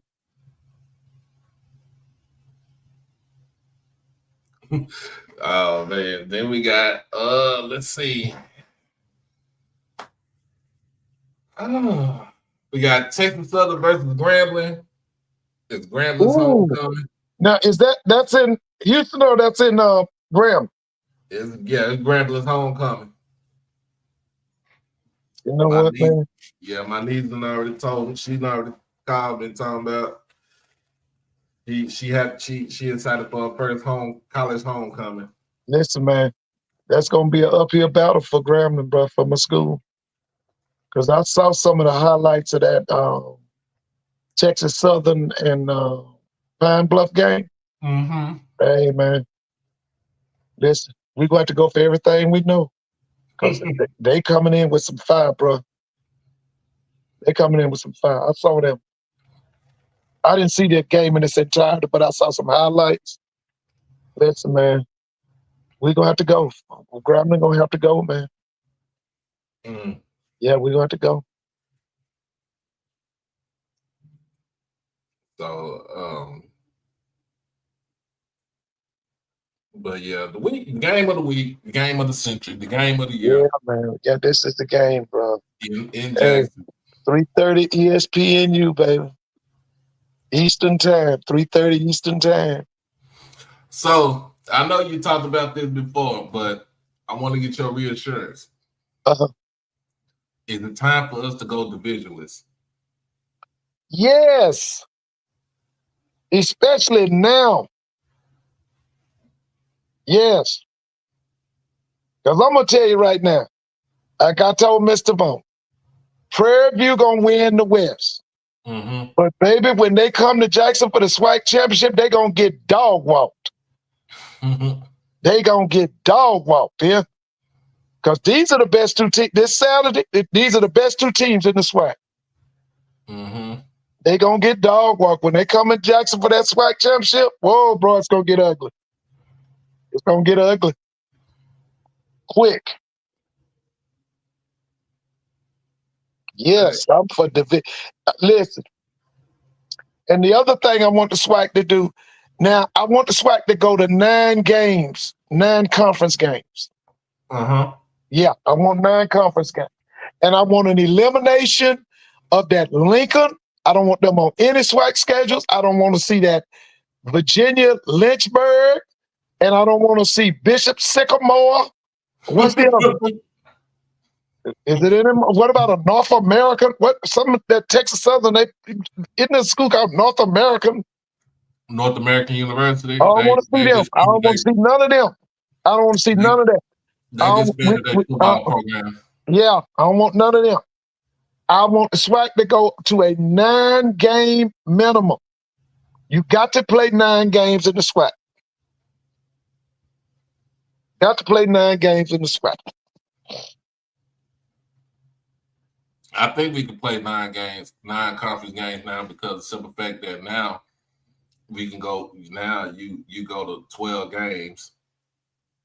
Yeah, that's what I'm saying. I want us to play 9 games because it's a shame about the FBS.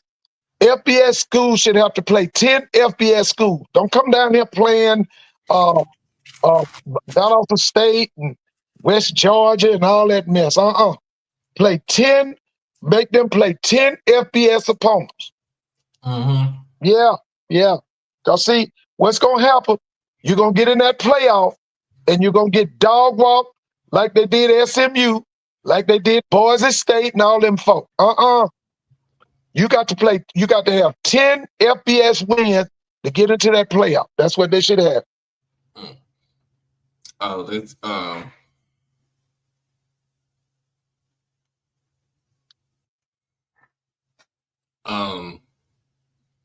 as the what we think about basketball for media day basketball.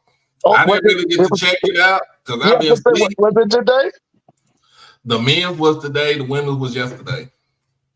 Oh, okay. I didn't even know. I'm sorry. I didn't even know it.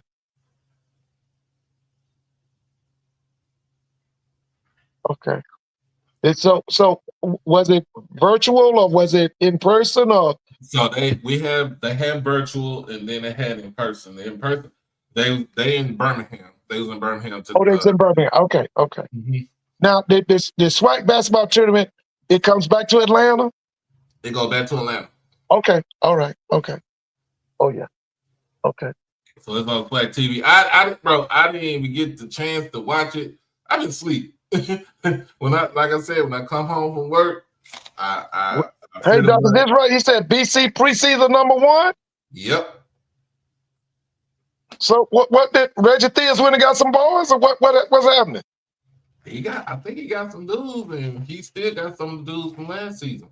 Oh yeah, because they went to the Final Four, right? Yeah, they was Final Four of the SWAC tournament. Yeah. Tournament, yeah, that's what I'm saying. You know, I'm a listen, man. I remember when Reggie played for UNLV, man. I've been a Reggie Theus fan for many years, man. I did see that they named Deshaun Ruffin the preseason player of the year in the conference. Yeah, that's that transfer from Ole Miss, the kid from Jackson, right? Mm-hmm.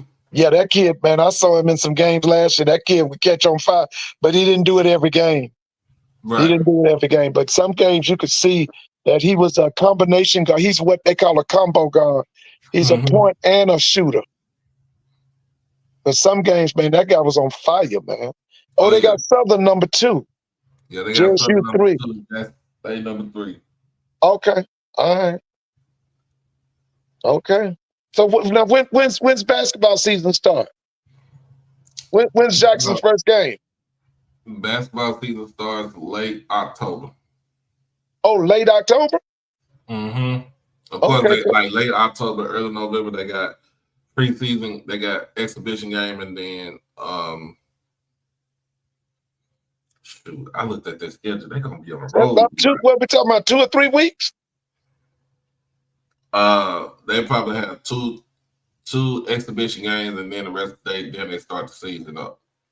So we talking about they ready in about what, 3 weeks? Yeah. Okay. Oh yeah. Oh yeah. And I think on the women's side, it was supposed to be women's side. I think it's Southern. Oh, Southern was picked #1. Yeah. That guy does. That's Coach Funches. He does a good job, man. Who was #2? I don't know if it's Grambling, but I know third place was Jackson women. Okay, Jackson was third. Okay. Mm-hmm. Who's the new coach at Alabama State for that girl? Who's that new coach? Hold on, cause I got the email because I was supposed to be on. Yeah, Coach Jackson had been there for about 20 years, I think. Mm-hmm. So they got a new person now. And so didn't Southern get it? No, I'm not Southern. I'm sorry. Prairie View got a new person. Yeah, Prairie View got Ty Dillard. She used to play at Prairie View. Right. Okay.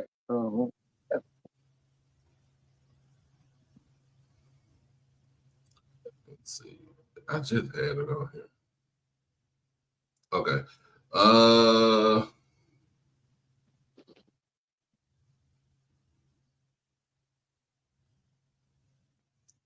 For Alabama State, Janetta Hayes. And she's from where? Where did she graduate from? What's Janetta Hayes. Was she from Texas Southern? Oh, undergraduate.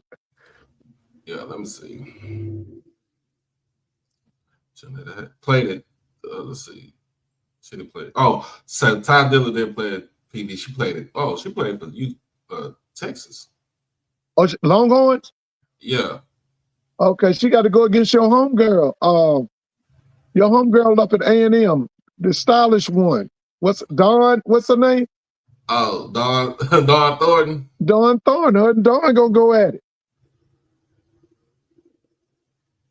Yeah, Dawn. Okay, so Hayes used to be the head coach at Texas Southern. Oh, she was the head coach at Texas Southern? Mm-hmm. And that's Alabama State's new coach. Right. Okay. All right. I'm gonna have to check her out. We got to see what she's gonna bring to the table. Yeah, she and Dawn. That's gonna be interesting. She got to go against Dawn. So yeah, I saw Alabama State had homecoming last week. They had 24,000. They did. Yeah, they had 24,000. That was against Bethune-Cookman. Yeah, that was their homecoming.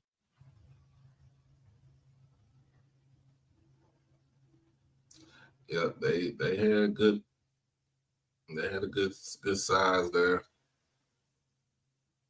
Yeah, I was telling to Mr. Mona the other night. I could see people voting for Eddie Robinson for Coach of the Year. You know, a lot of people thought his program was overrated after, last year in 24, they picked them to win the SWAC, I think, didn't they? Yeah. Yeah, and you know what happened with that. But listen, I could see some people voting for him for Coach of the Year now. I think he could be Coach of the Year. The way they got the program going. They've only lost one game or two games? One. So what's the record? They will give UAB 4-1. 4-1. Okay. Doc, I was asked a question today about the game, and I told him I'm picking Jackson State, and I'm gonna tell you why. Mm-hmm. Jackson's got that big offensive line, man. I just think that it's gonna be a mismatch between Jackson's offensive line and Alabama State's defensive line. And the other thing I think TC's going to do is he's going to keep Andrew Body on the bench, man, because they gonna ball control. They're going to keep that ball, man. They're going to 4 and 5 yard him to death. Not to say it won't be a good game, but I think the difference will be Jackson's offensive line will be a mismatch for Alabama State's defensive line.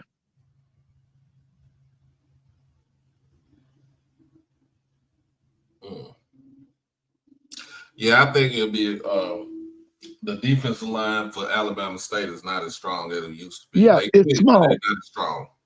Now, one thing I did watch against in the FAM game, they are doing different things. There's a lot of coaching. The schematics is good, but they're just small. They small. Bama State usually, especially in the interior, deep tackles and all, they're usually big. I mean, not just a lot of weight, but they got girth, they got height, they got size. They're kind of dominant up front, but they're not too dominant to me. Yeah, they're not dominant, but the line is quick. They're not as strong, but the line is quick. The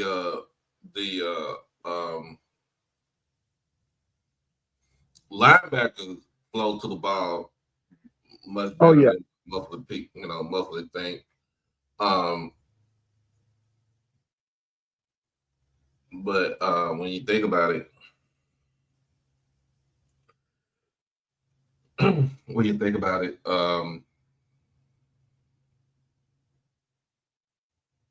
they do pose some problems though. Yeah, they pass rush might be their best thing. If he comes with them. Now, one thing about Eddie Robinson, he played for Buddy Ryan. He does not play his linebackers stationary. His linebackers are always coming downhill. Yeah. In other words, at least one is always going to be blitzing. So that can pose a problem to itself because they can disrupt. Now, I was all into that Rico Dozier and that other kid that was with him. I've got to get to know these two linebackers for Alabama State this Saturday. I got to watch them because I thought that Dozier kid was the truth, man. And if you really want to see good linebacker play, you need to watch no, not Alabama State, Texas Southern. Okay, now who's that linebackers? Bogarty and it's another guy, but they lead the conference in tackles. They 1 and 2 in tackles. Okay, you know what? Hopefully, I get a chance to see them. I haven't seen Texas Southern since that Prairie View game. So hopefully, I'll get a chance to see him. I'll get a chance to see. Now, I did see some highlights. I mean, listen, man. They spanked Pine Bluff. They spanked Pine Bluff. Yeah, that was Yeah. I don't even know what to say. Yeah, man. It was like an explosion, man. They put it all together. Yeah, I'm about to roll up out this thing so I can get ready for work. Listen, man, happy birthday. And listen, everybody, y'all have a good night. And like I say, for those of you who will be attending the homecoming game at Jackson, be safe. And, let's put up prayers for safety and, a good time because we ain't got time for it's enough foolishness as it is. Yeah. So everybody, y'all have a good night, okay?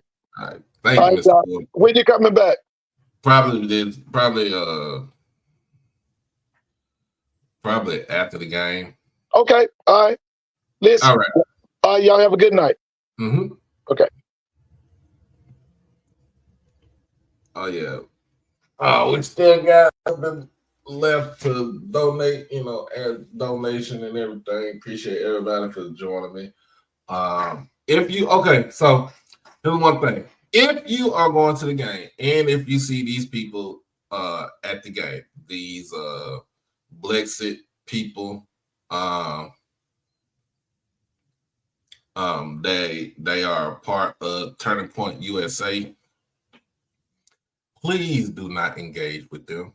Please do not get in an argument with them. Please do not get into no altercation or physical altercation and verbal altercation with them. They are there to cause ruckus. They are there to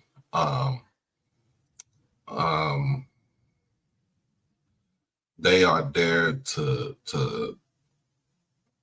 antagonize. They are there to cause division. Please do not engage with these folks. I've seen a video where the lady, she said something to this one chick in New York, and she got two-pieced, and rightfully so. So, please, I just beg everybody, please do not engage with these folks at homecoming. And I don't even know why they coming to our homecoming anyway. I don't know why they going to everybody's homecoming. If you see the schedule, if they come on your thing, like I said, just don't engage with them. Don't fraternize with them. I would say just like that, fraternize. Just just do what you just go and have fun and turn up and be vigilant and just have fun. That's all you gotta do. Just have fun.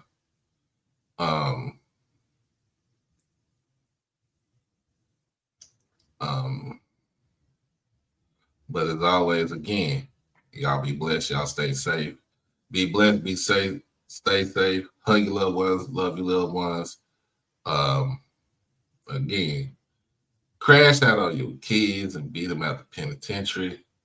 And for those who snitched on Derrick Rose, Well, I hope y'all got a whole bunch of money for what y'all did. That man was trying to live his life.